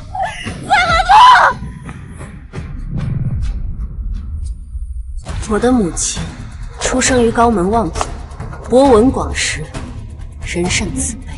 即使是你的出现，夺走了父亲所有的偏爱，他也从不曾增援，反而善意接纳你。可你却联合你的手下，传播他子嗣凋敝，不配其位，让他郁郁寡欢，卧病在床，又勾结大夫在他的药里下毒，日复一日的拖垮他的身体，将他害死。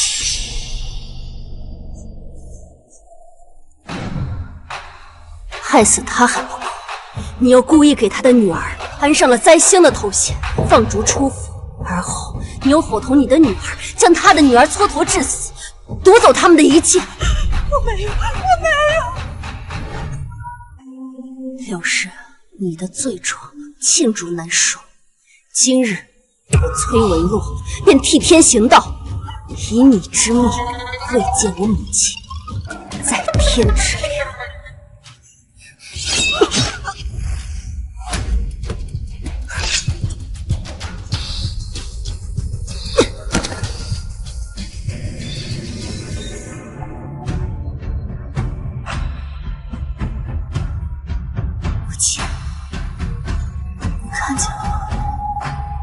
的女儿，给你报仇了。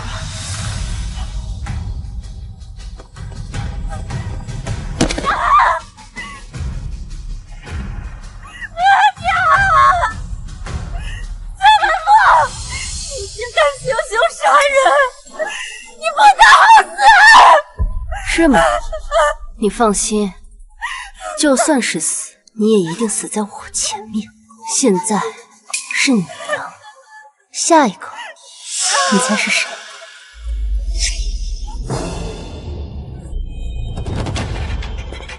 你疯了！不疯魔，不成魂，以公理和正义心理。你是仇人的心。柳氏之死不发丧，不出殡，对外就说他是畏罪自尽。如此，你也能给天价一个交代，不至于再被问罪。是。星儿和清远侯府的婚事，你亲自出面，不论用什么手段，务必敲定。他生母出了这等丑事，再不嫁侯府，没有哪户人家会要她了。婚事嘛，一切从简，不用管丧期，越快越好。都听母亲的。阿洛，我知你母亲临终前给你留了一笔嫁妆，祖母希望你拿出一半分给你的妹妹，当做陪嫁。您说什么？府里为了那幅画搭进去不少房产地契，你还有2个弟弟，日后也要结婚生子，崔家的家业要留给他们，不能再动。若星儿无财帛傍身，去了侯府，他是无法立足的呀。我知你记恨他们母女，但柳氏你不该死，你却杀了他。于情于理都该给星儿一些补偿，他们母女也是可怜人。他们可怜，我母亲就不可怜吗？柳氏不该死，我母亲就该死吗？祖母，我看您是老糊涂了吧？放肆！你，祖母与其在这里苛责我，不如好好想想，怎么让清远侯府同意崔星儿进门吧。这么好的亲事，可千万别错过。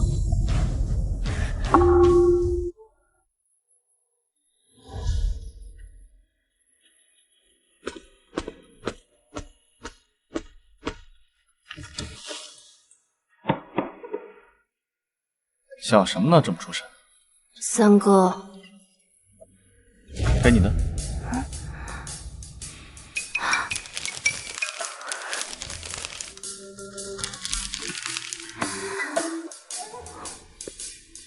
这味道跟我在南方吃的一样。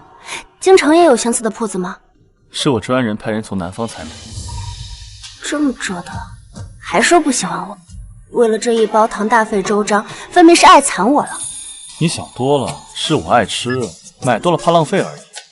好，是我自作多情。对了，李木泽和你妹妹的亲事基本上定了。怎么说？李木泽的庶弟同人打架，将人捅死，案子压在刑狱。你父亲已死，向清远侯府施压，若两家结亲，案子便撤。清远侯府答应了。两个人的亲事定在下个月初8。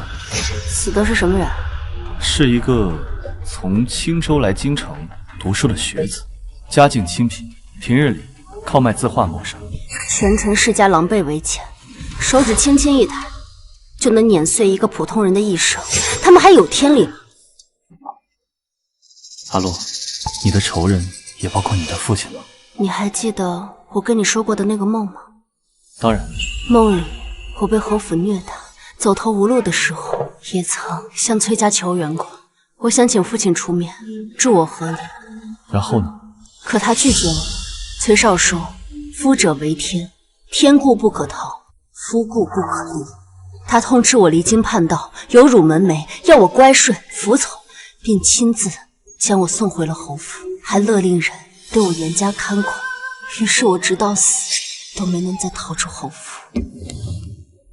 三哥，我无法不恨他，他亦是杀了我的凶手。按照我朝律法，子不弑父，弑父者判处斩刑，所以我不会杀他。但我信天理昭彰，报应不爽。崔府跟清远侯府缔结亲事，我这个做姐姐的虽给不了崔馨儿什么嫁妆，但我却想给前未婚夫李慕泽送份大礼。给他送太配。我还没说是什么呢，你这就吃醋了？我才没吃醋呢，我是怕你脑子坏了，做出什么糊涂事儿。比如，我想让他断子绝孙。你说什么？李慕泽是侯府世子，也是清远侯府唯一的嫡子。他若有子嗣，爵位总能世袭。可他们身居高位，却欺压百姓，德不配位。我偏要他从此断子绝孙，要清远侯府从此朝不保夕。早说嘛！三哥的手下个个武功高强，这份礼物应该能把我送出去吧？管够！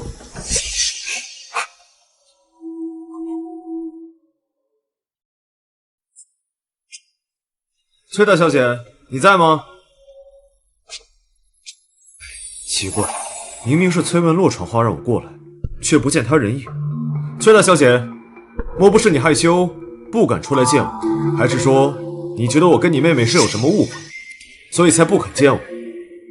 若是你改变主意，我愿意跟家里说明，不娶崔馨儿，改为娶你，可好？狗东西，跟我主子抢女人，打死你！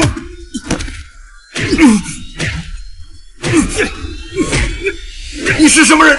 放开我！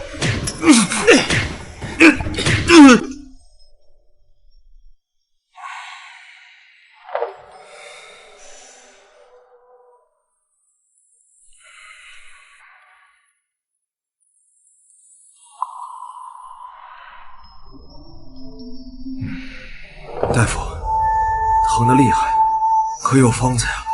疼痛尚可缓解，但有件事，小人得让世子知道。快说吧。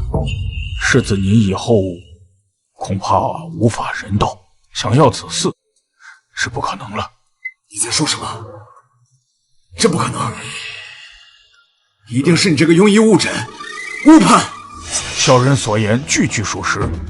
就算是大罗神仙下凡，也难治世子的病症。世子若日后想要延续香火，可以从旁支再过继个孩子。滚！你个庸医，你给我滚！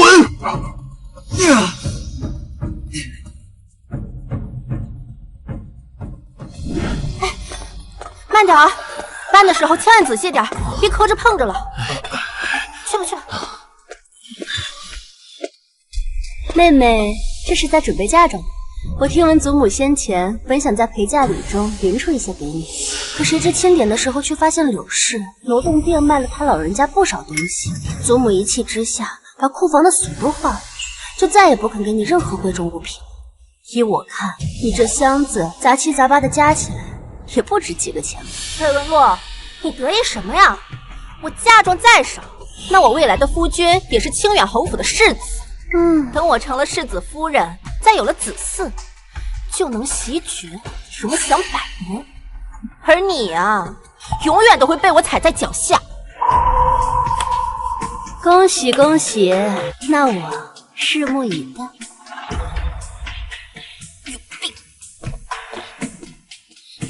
崔馨儿，你以为清远侯府是什么好地方？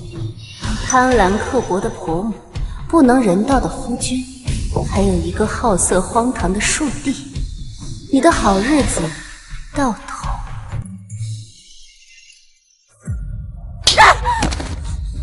哼！婆母，儿媳今日刚进门，侯府不操办婚礼就算了，你怎么还动手打儿媳啊？你还好意思说？当初两家一签的时候，是你母亲亲口允诺要给你准备5000两银子作为嫁妆。嫁妆呢？你带来的都是些什么东西？想用一箱子破烂货就换一个世子夫人的位置，崔家真是好盘算的。之前如果不是婆婆你咄咄逼人，非要那5000两，我母亲也不会犯下错事，因此惨死。如今银子没了，人也没了，你说这些还有什么用？同为崔家的女儿，你长姐富贵傍身，而你却如此寒酸。果然，不同娘养，名门望族的大家闺秀，岂能是那搔首弄姿的姨娘能比的？婆母，你怎么能这么说我母亲？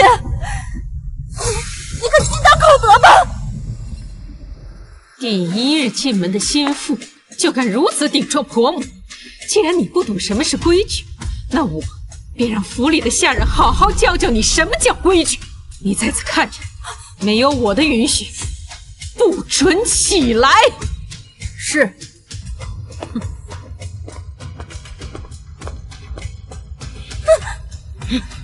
跪好！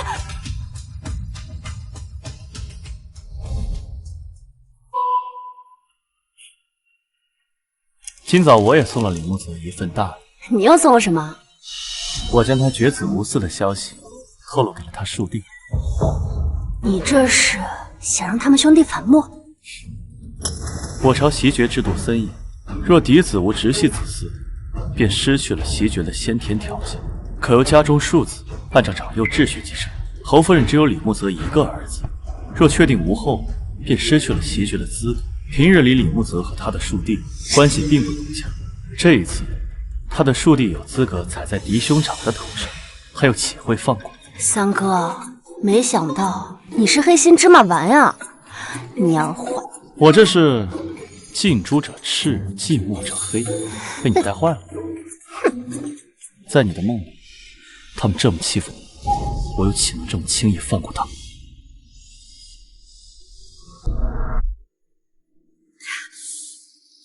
成亲当天就罚我跪2个时辰，这清远侯府真是太过分了。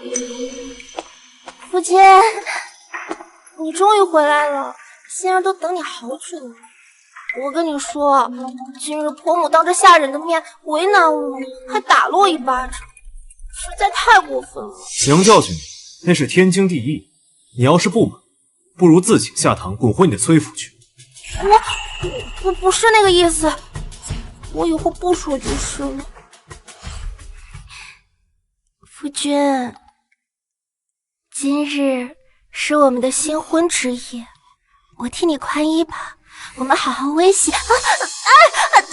行了，什么洞房花烛夜，我没那个兴趣。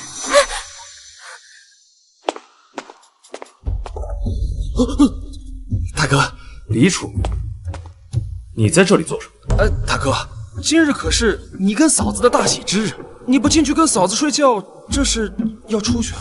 我做什么，还轮不到你一个庶子指手画脚。这里是我的院子，你却在这里侧耳旁听，你还有没有规矩？大哥，之前就有人给我说过，你不行，这我还不能确定。现在看来，那人倒是没骗我。你说什么？大哥，你就承认吧，你被人给打坏了，已经不能给侯府传宗接代了。与其放任这么美的嫂子独守空房，你不如把她让给我呀。哎，你说，要是父亲和皇上知道你已经绝嗣了，这清远侯府的世子能让你做吗？你在胡说什么？我行得很，怎么可能绝嗣？大哥，这子嗣可骗不了人的。你说这1年2年的，你还能搪塞遮掩？那3年5年呢？你能遮掩得过去吗？我说是你，就趁早让位，别占着茅坑不拉屎。给我滚！要是再敢胡说八道，割了你的舌头！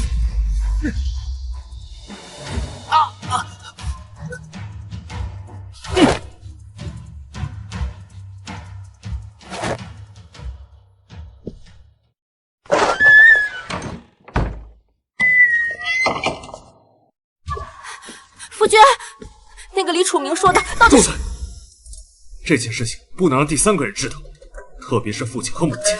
可是今天婆婆还训诫我，让我早日为你诞下子嗣，最好是再多生几个儿子。如果我迟迟不能有孕，她定会责罚我的。李楚明有句话说的没错，要是3、5年才能怀上孩子，事情就瞒不住了。唯有让崔心儿尽快有孕，才能堵住外人的嘴。夫君，这么看着我干什么？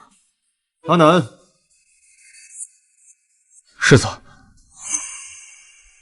从今日起，你每3日与少夫人同房，直至她怀有身孕。这怎么可以？他一个下人，他怎么能染指我？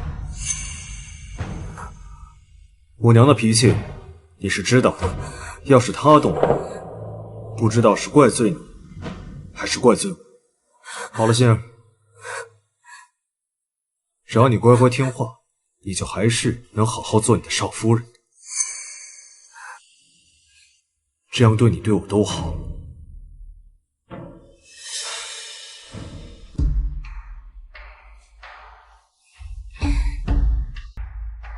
祖母，父亲，怎么就你一个人呐？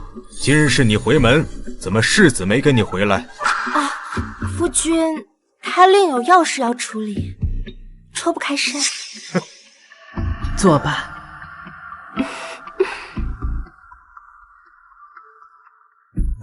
嫁去侯府，一切可还安好？好，孙女好得很。祖母您不知道，婆母啊对我非常的满意，夫君更是对我体贴入微，还说以后都不打算纳妾了，从今以后都只有我一个正头夫人呢。哦，世子还有这般深情，着实让人意外呀。可不是嘛，祖母，您是知道的，从小到大，孙女都是一个有福气的人。唉，可不像某些人，就是个灾星。走到哪儿都一身的晦气。既如此，跟世子好好相处，早日为他诞下子嗣，不辜负他对你的情谊。有了孩子，你也能在侯府站稳脚跟了。祖母您放心，孙女啊一定会尽早有孕的。今日一早，婆母还特地命人给我送来了滋补的汤品呢，让我好好保养身体。甚好。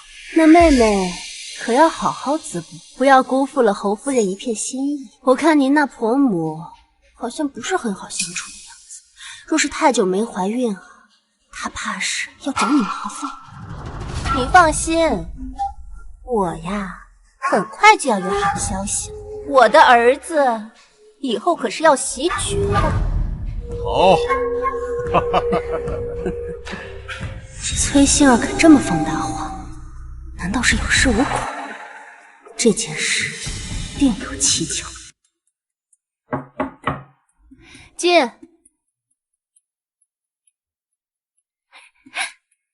三哥，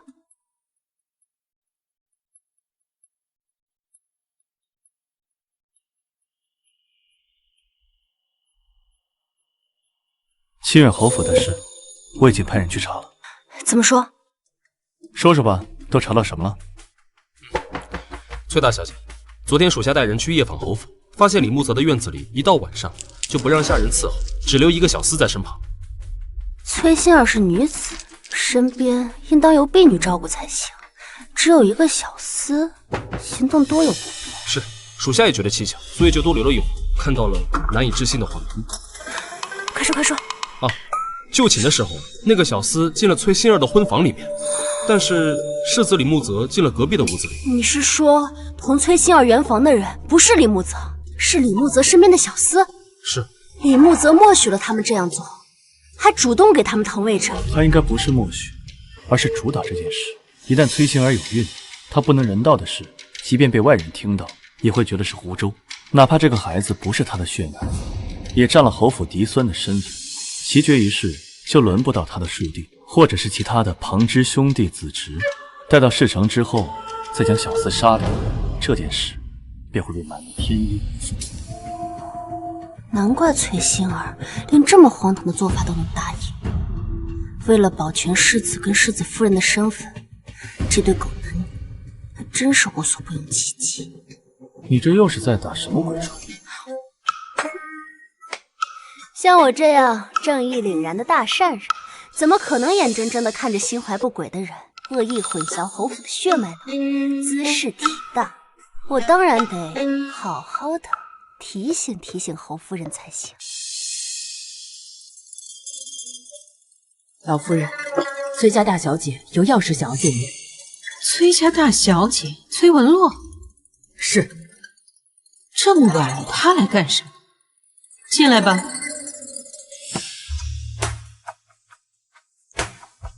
侯夫人，崔大小姐这么晚亲自登门，不知有何贵干呢？实不相瞒，是我今日得知了一件事，心中不安，不吐不快。什么事？侯夫人还是把周围的手下隐退了好，不然这事让外人知道了，恐对侯府不利。难道你要说的事情是与我侯府有关？我身边的丫鬟都是我的心腹，你但说无妨。那我要是说了，侯夫人，你可千万做不要被吓到了。我操持侯府多年，什么大风大浪没见过，一点鸡毛蒜皮的小事还能让我失了态？我妹妹刚回门，我亲耳听到她跟她身边的婢女偷偷说，世子她中看不中用，她一点也不喜欢，反而是世子身边那个小厮孔武有力，深得他心，他俩已有私情，简直一派胡言。他们俩刚刚成婚，正是蜜里调油的时候，他怎么可能看得上一个下人？我也不相信呀。可是他话里话外把那小厮夸的天上有地下无的，还说他会趁世子喝醉快睡着的时候，偷偷去找小厮幽会。哦，没准他现在这个时辰正在跟小厮幽会。我怎么知道你不是诓骗我？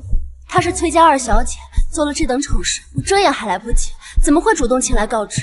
实在是我不耻这等行径，也不愿世子和侯夫人你们被愚弄，心中不安，才忍不住前来告知。崔大小姐，你先回吧。是。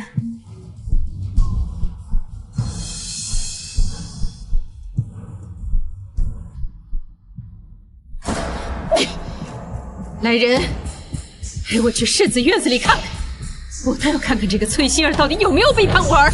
是。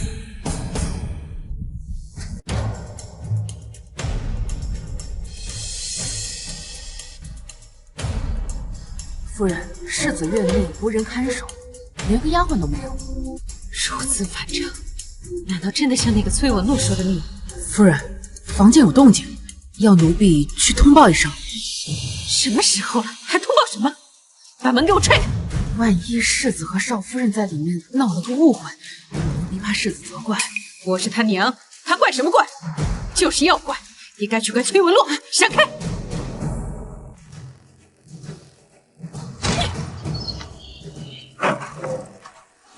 今夜以后，无论此事的因是什么，崔心儿都别想好过。没有以后，我已经让崔心儿活得够呛。夫人，饶命啊！夫人，你们竟敢暗中勾结，贿赂侯府！来人，把这奸夫淫妇给我拖出去，沉塘处死！不行，你不能杀我，这都是你儿子所使的。你个贱人，这都什么时候了，你还敢狡辩？你把世子叫出来，你当面问他呀！世子呢？世子呢？娘，你怎么来了？夫人，世子是从旁边的屋子里出来的，定是这二人为了苟合迷晕了世子。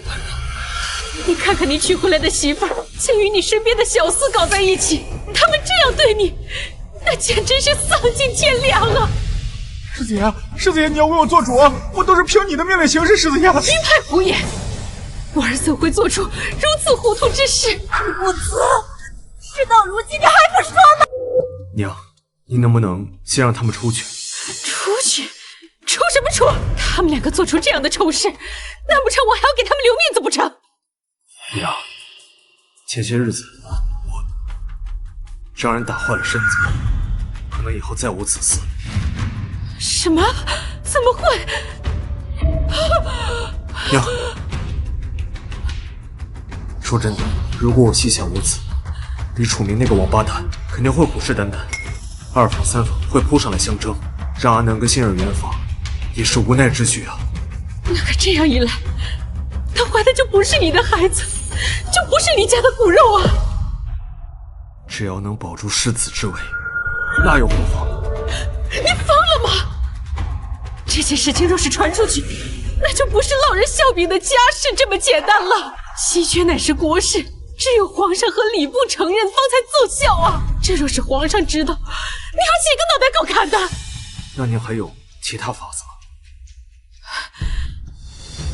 你先回房去，回房去，走！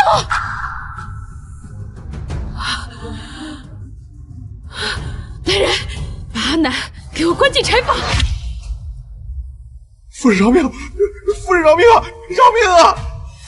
至于崔希儿，先把她给我锁在房间，不准她出去。待我想到对策，我再来处置她。是。不行，不行！你们不能这么对我！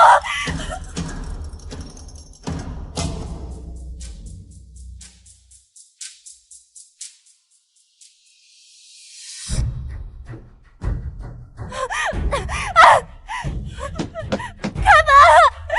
放我出去！开门！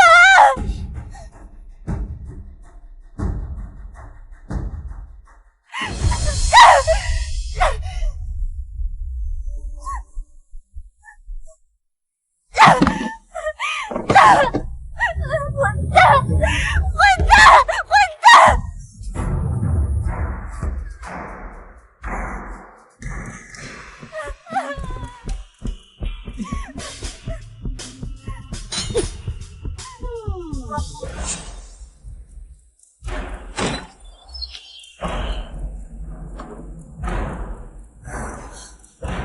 是你，崔文洛，你怎么会来救养侯府？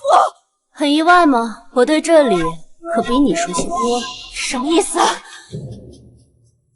这间屋子里的陈年旧事，还是跟我记忆中的一模一样。他们还是老样子，动不动就喜欢给人关在屋里，再上一把锁。想逃走，简直比登天都难。到底在说什么呀你？你是不是觉得很奇怪？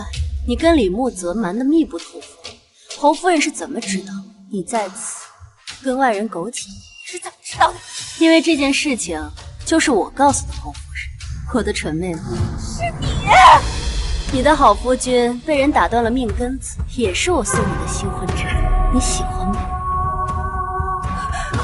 崔文洛，崔文洛，你为什么要这么做？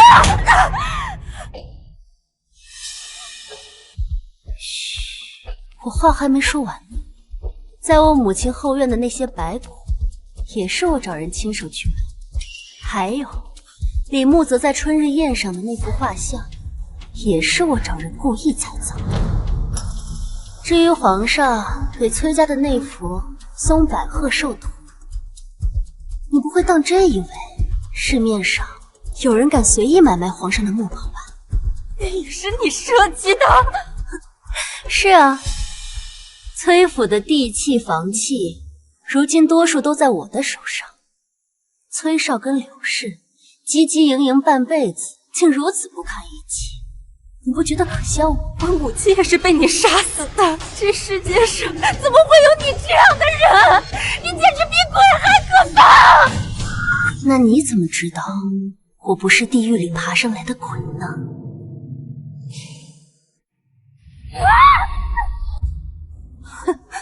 跟你开个玩笑，你怎么还当真了？我记得你胆子不是挺大的吗？毕竟前世的你脏事坏事一件也没少干。什么前世啊？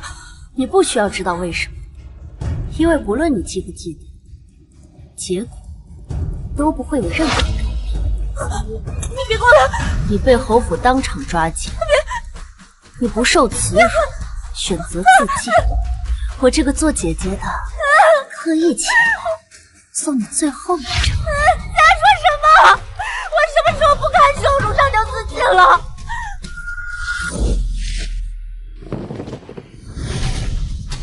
今夜此时。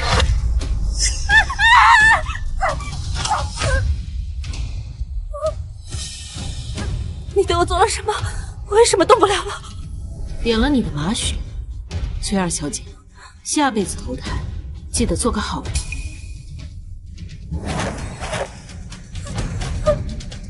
我知道错了，我以后再也不敢了，姐姐，放过我，我错了，姐姐。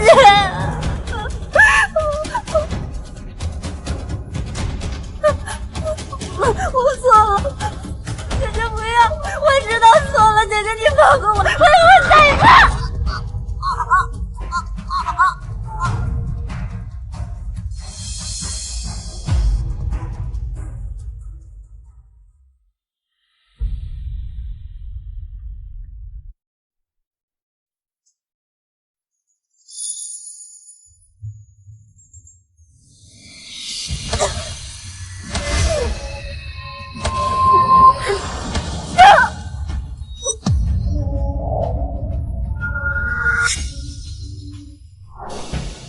如此说来，除了让薛馨儿尽快怀孕，真就没有别的法子可以收场了。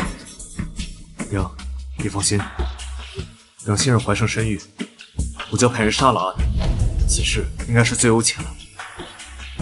待会儿你就把崔馨儿给放出来，同她讲清楚利弊。崔馨儿不会再来了。崔大小姐竟还在我侯府未回去，今夜清远侯府这么热闹，我岂能错过？你竟然还敢！上次你约我出去，途中暗算我，这笔账还没跟你算呢。世子是不是误会什么？我与你素不相识，怎会单独约你？你搞错了吧？不过眼下，我的确有件事情要跟清远侯府算。我的妹妹崔馨儿被你们侯府戕害，悬梁自尽了。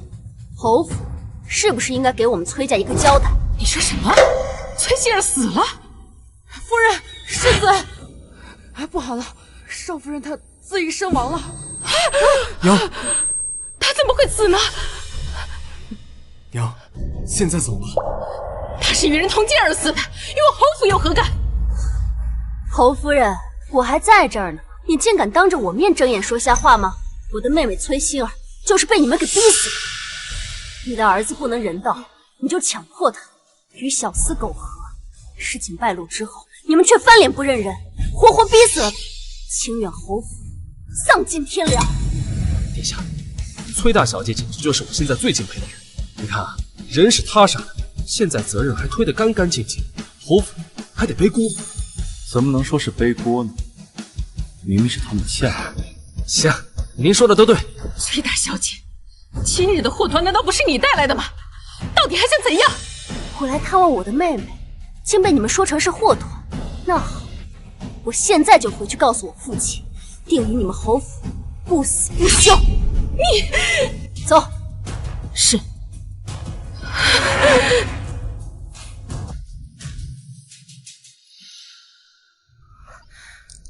三哥，你怎么来了？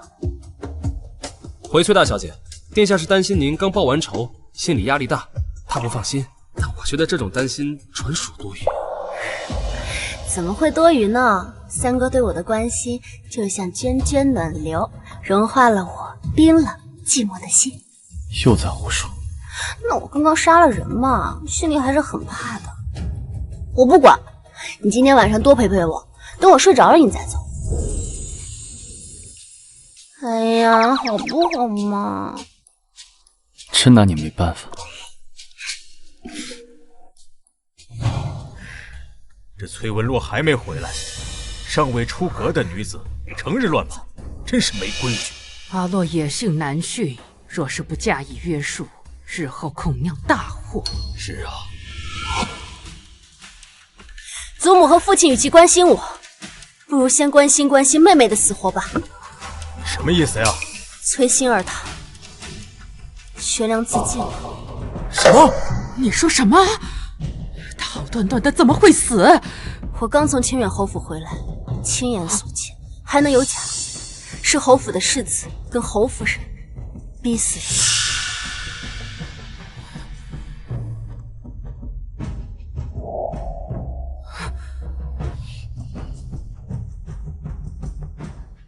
事情的经过就是这样，父亲，清远侯府如此作为，惨绝人寰。我虽不喜欢崔心怡，但也见不得她被人这般欺负，您可要替她伸冤啊！母亲，儿子以为此事不宜声张，您觉？就算是世子教唆，同意与下人通奸，实在是有失体统。事情传出去，外人会笑我们崔府行事出格，没有教养。是。那可否将崔心儿尸体带回来？嫁出去的女儿泼出去的水，她的后事就让侯府去办吧。你的女儿被人害死，你身为一朝宰相，却不报仇不收尸，甚至不顾问。人已经死了，追究下去，除了辱没门楣、落人话柄，别无他用。这个时候，只有保全清白名声才是要紧。我有的时候真的不明白，你们根本就不爱自己的子女，可是为何又这么热衷于繁衍子嗣呢？你们的嘴里，我早就已经领教过，已经习以为常。也不知这本就根基不深的崔府，人丁凋敝，摇摇欲坠，会不会有那么一天，轰的一下，就变成一片废墟呢？孽障！你胡说什么？时辰不早了，我就不在此陪你演父慈子孝了，告辞，父亲。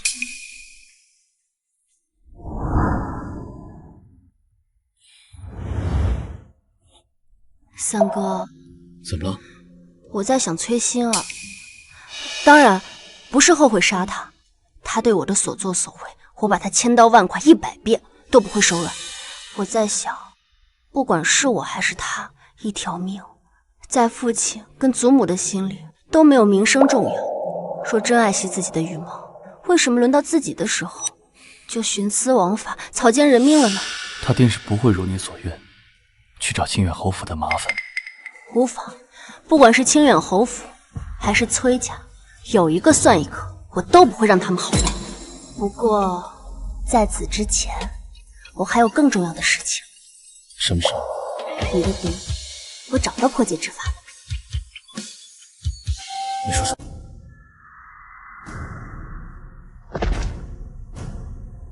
贼传闻讯，见过陈王殿下。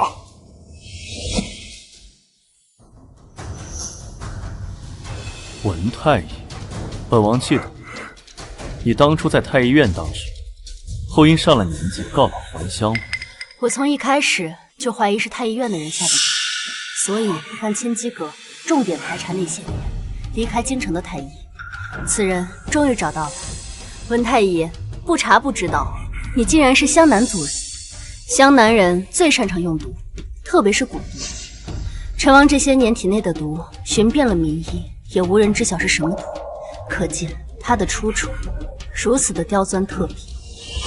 没想到，时隔8年，老臣还是被找到了。不错，殿下体内的毒，是老臣当初奉宫中贤贵妃之命，在殿下茶水里下的。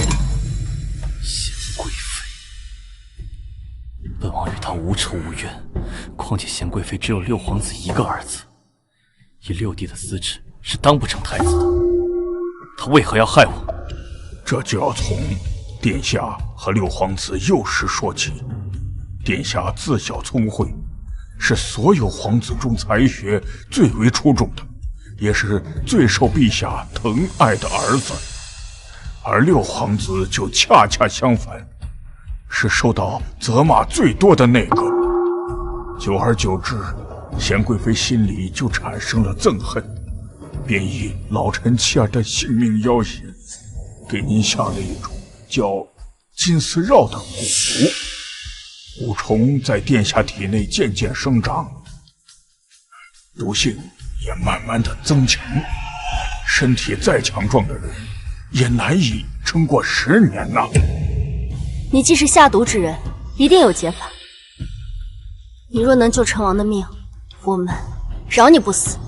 虽有解法，但极为凶险。老臣也是在族中长老留下的典籍中看到过，并未实操过。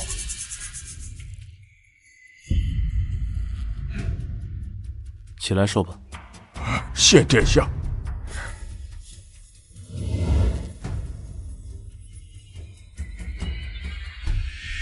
蛊虫难以直接去除，若蛊毒初期，蛊虫尚未成形，可以直接服用草药将其杀死。但8年过去了，殿下体内的蛊虫早已不是寻常的药物就可以杀的了。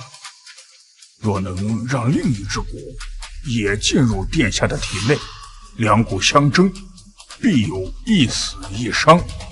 届时再服用药物，就能将其弄死了。成王体内的蛊已长达8年，你再下另一只，又该如何追赶这8年的时间呢？我欲给王爷下的另一只蛊，名叫金蚕蛊，它一日生长进程，就能赶得上金丝绕1年的进程，并且此蛊好斗，不死不休。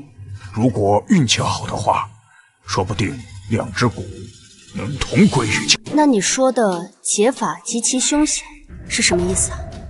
殿下被金丝绕折磨了8年，身体早已亏空，若两蛊在体内缠斗，这个过程他未必能承受得起。古籍上说，此前有人用过此法，高烧不退，肺腑剧痛，直接身死。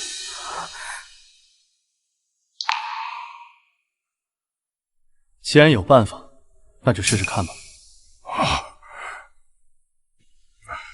三哥，温太医是你持重金，费尽千辛万苦找到的，我也跟你一样，不想留有遗憾。岂看命运会不会眷顾我这一次？殿下，请吧。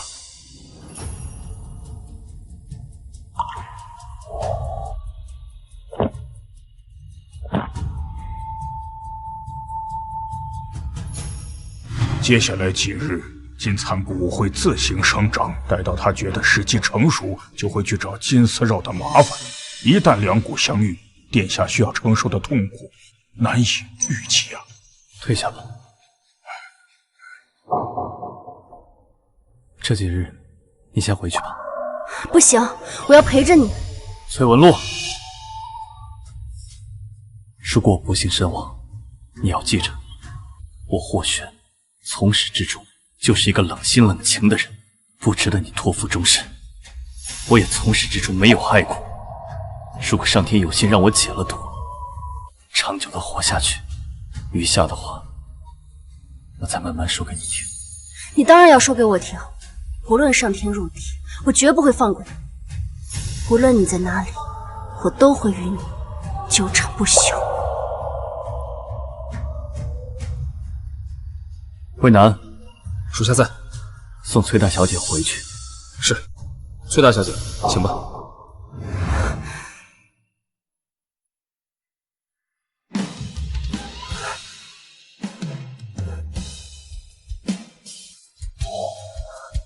听话，就当是为了让我安心。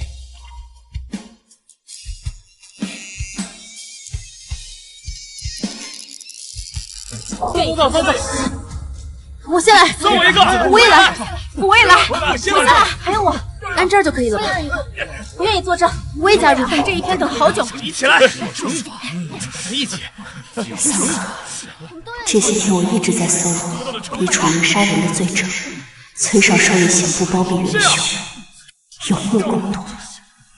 待来日正宫成堂，必有回响。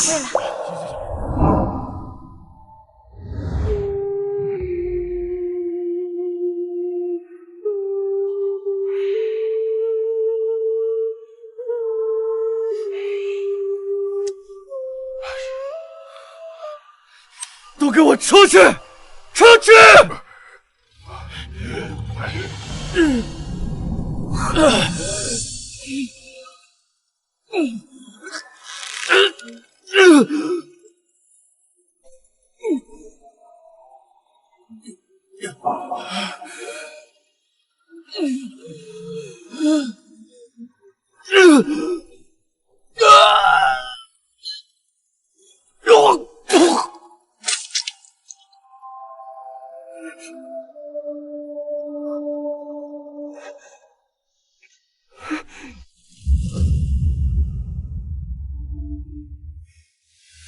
小姐，你的脸色怎么这么差？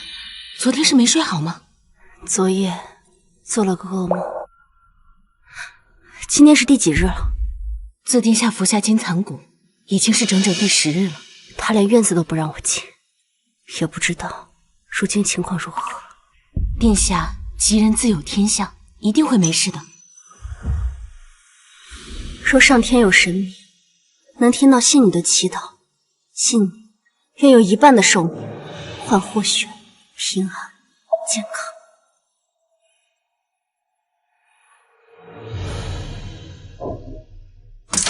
若是有神明，刚才你的话一定不可作数。童言无忌，不可当真。三哥，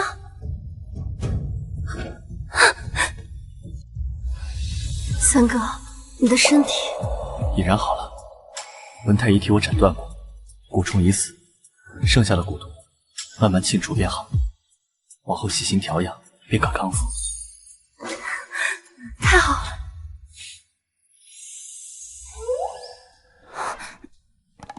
抱歉，陈王殿下，刚才是小女子失礼。你可是天皇贵胄，而我只是一介罪臣之女，根本配不上你啊！再说了，你根本就不喜欢我，之前都是我自作多情，今后我一定会循规蹈矩，懂得分寸。对不起，都是我的错。以前我说不喜欢你，字字句句都是假话。我知道呀，你当我是亲妹妹嘛？你对我只是兄妹之情，并无男女之意，我以后绝对不会忘记。好了，我真的错了，你要打要骂，悉听尊便。我会选保证，此生只爱你一人，也只想娶你一人。阿洛，嫁给我好不好？不好。回答错误，重新回答。老不正经，为老不尊。哪里老了呀？我才比你大了3岁而已。不管，就是老，糟老头子一个，一肚子坏水。上次分开前还说什么我霍玄从始至终都是一个冷心冷情、忘恩负义的人，还说从来没有爱过我，一天到晚就知道装货。好，好，好，我就是一个大装货，那就罚我以后唯崔文洛的话言听计从，说一不二，好不好？这还差不多。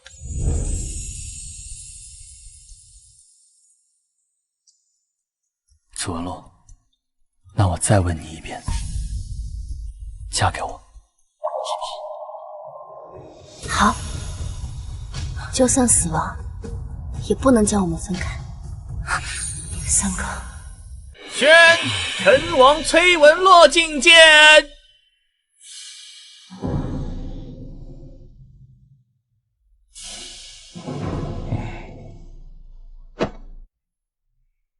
儿臣参见父皇。本王已大病初愈，不必多礼，快平身吧。崔文洛，你也平身吧。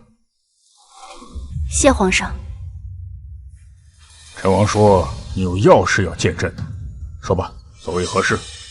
臣女想要状告自己的父亲崔绍滥用职权，销毁卷宗，替清远侯府二公子李楚明掩盖罪行。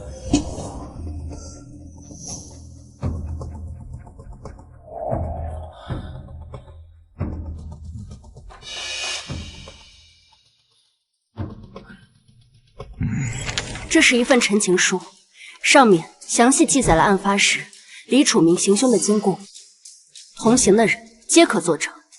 下面是一张来自京城学子们自发的请愿书，恳请皇上彻查崔少跟清远侯府的利益勾结，还天下学子们一个公道。臣女还翻阅了崔少的来往信件，他包庇的案件远远不止这一个。清远侯府上下更是蛇鼠一窝，目无王法。臣女以为这样的人家没有资格袭爵。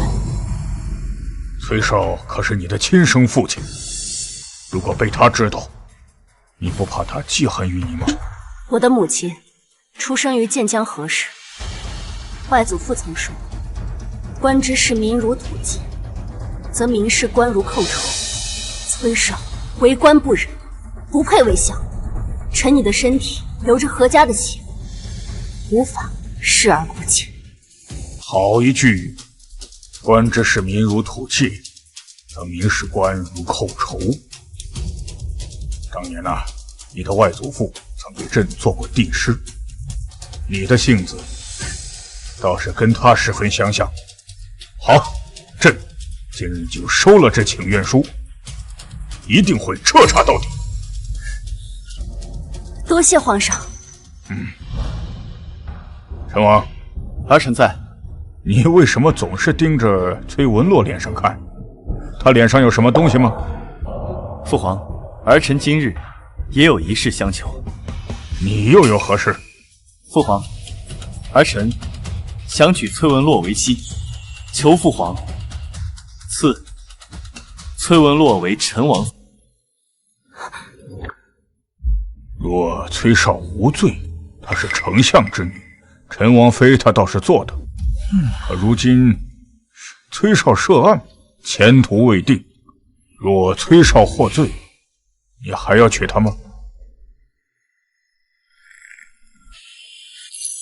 如果没有崔文洛，儿臣也就没有了求生的信念。无论他是高门贵女，还是平民百姓，只要他是崔文洛，儿臣便只想娶她为妻。好，朕知道了，你先退下吧。父皇，你还没答应儿臣呢。皇子娶亲乃是国之大事，岂能随随便便就应允你？可是，好了，殿下，崔大小姐，请吧。儿臣告退。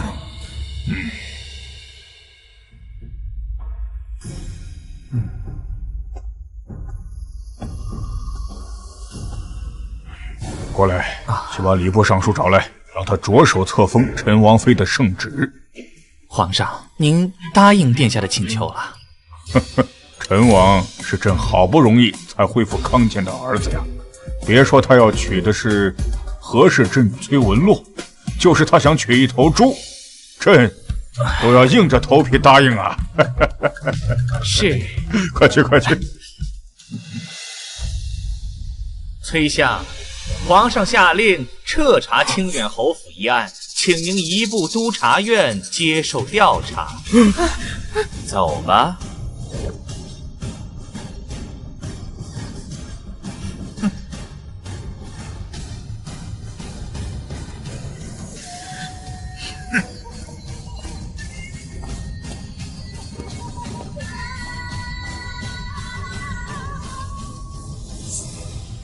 不敬父，有违伦常。崔文洛，再进军，崔家就被你搞得天翻地覆。手里的刀，为何要一直对着崔家？我手里的刀，可以护我，亦可以替我劈出这高门大院的虚伪和枷锁，让我重获自由。祖母若觉得痛苦，不过是你们当年做的孽，铸成了寒光利剑，如今正中眉心。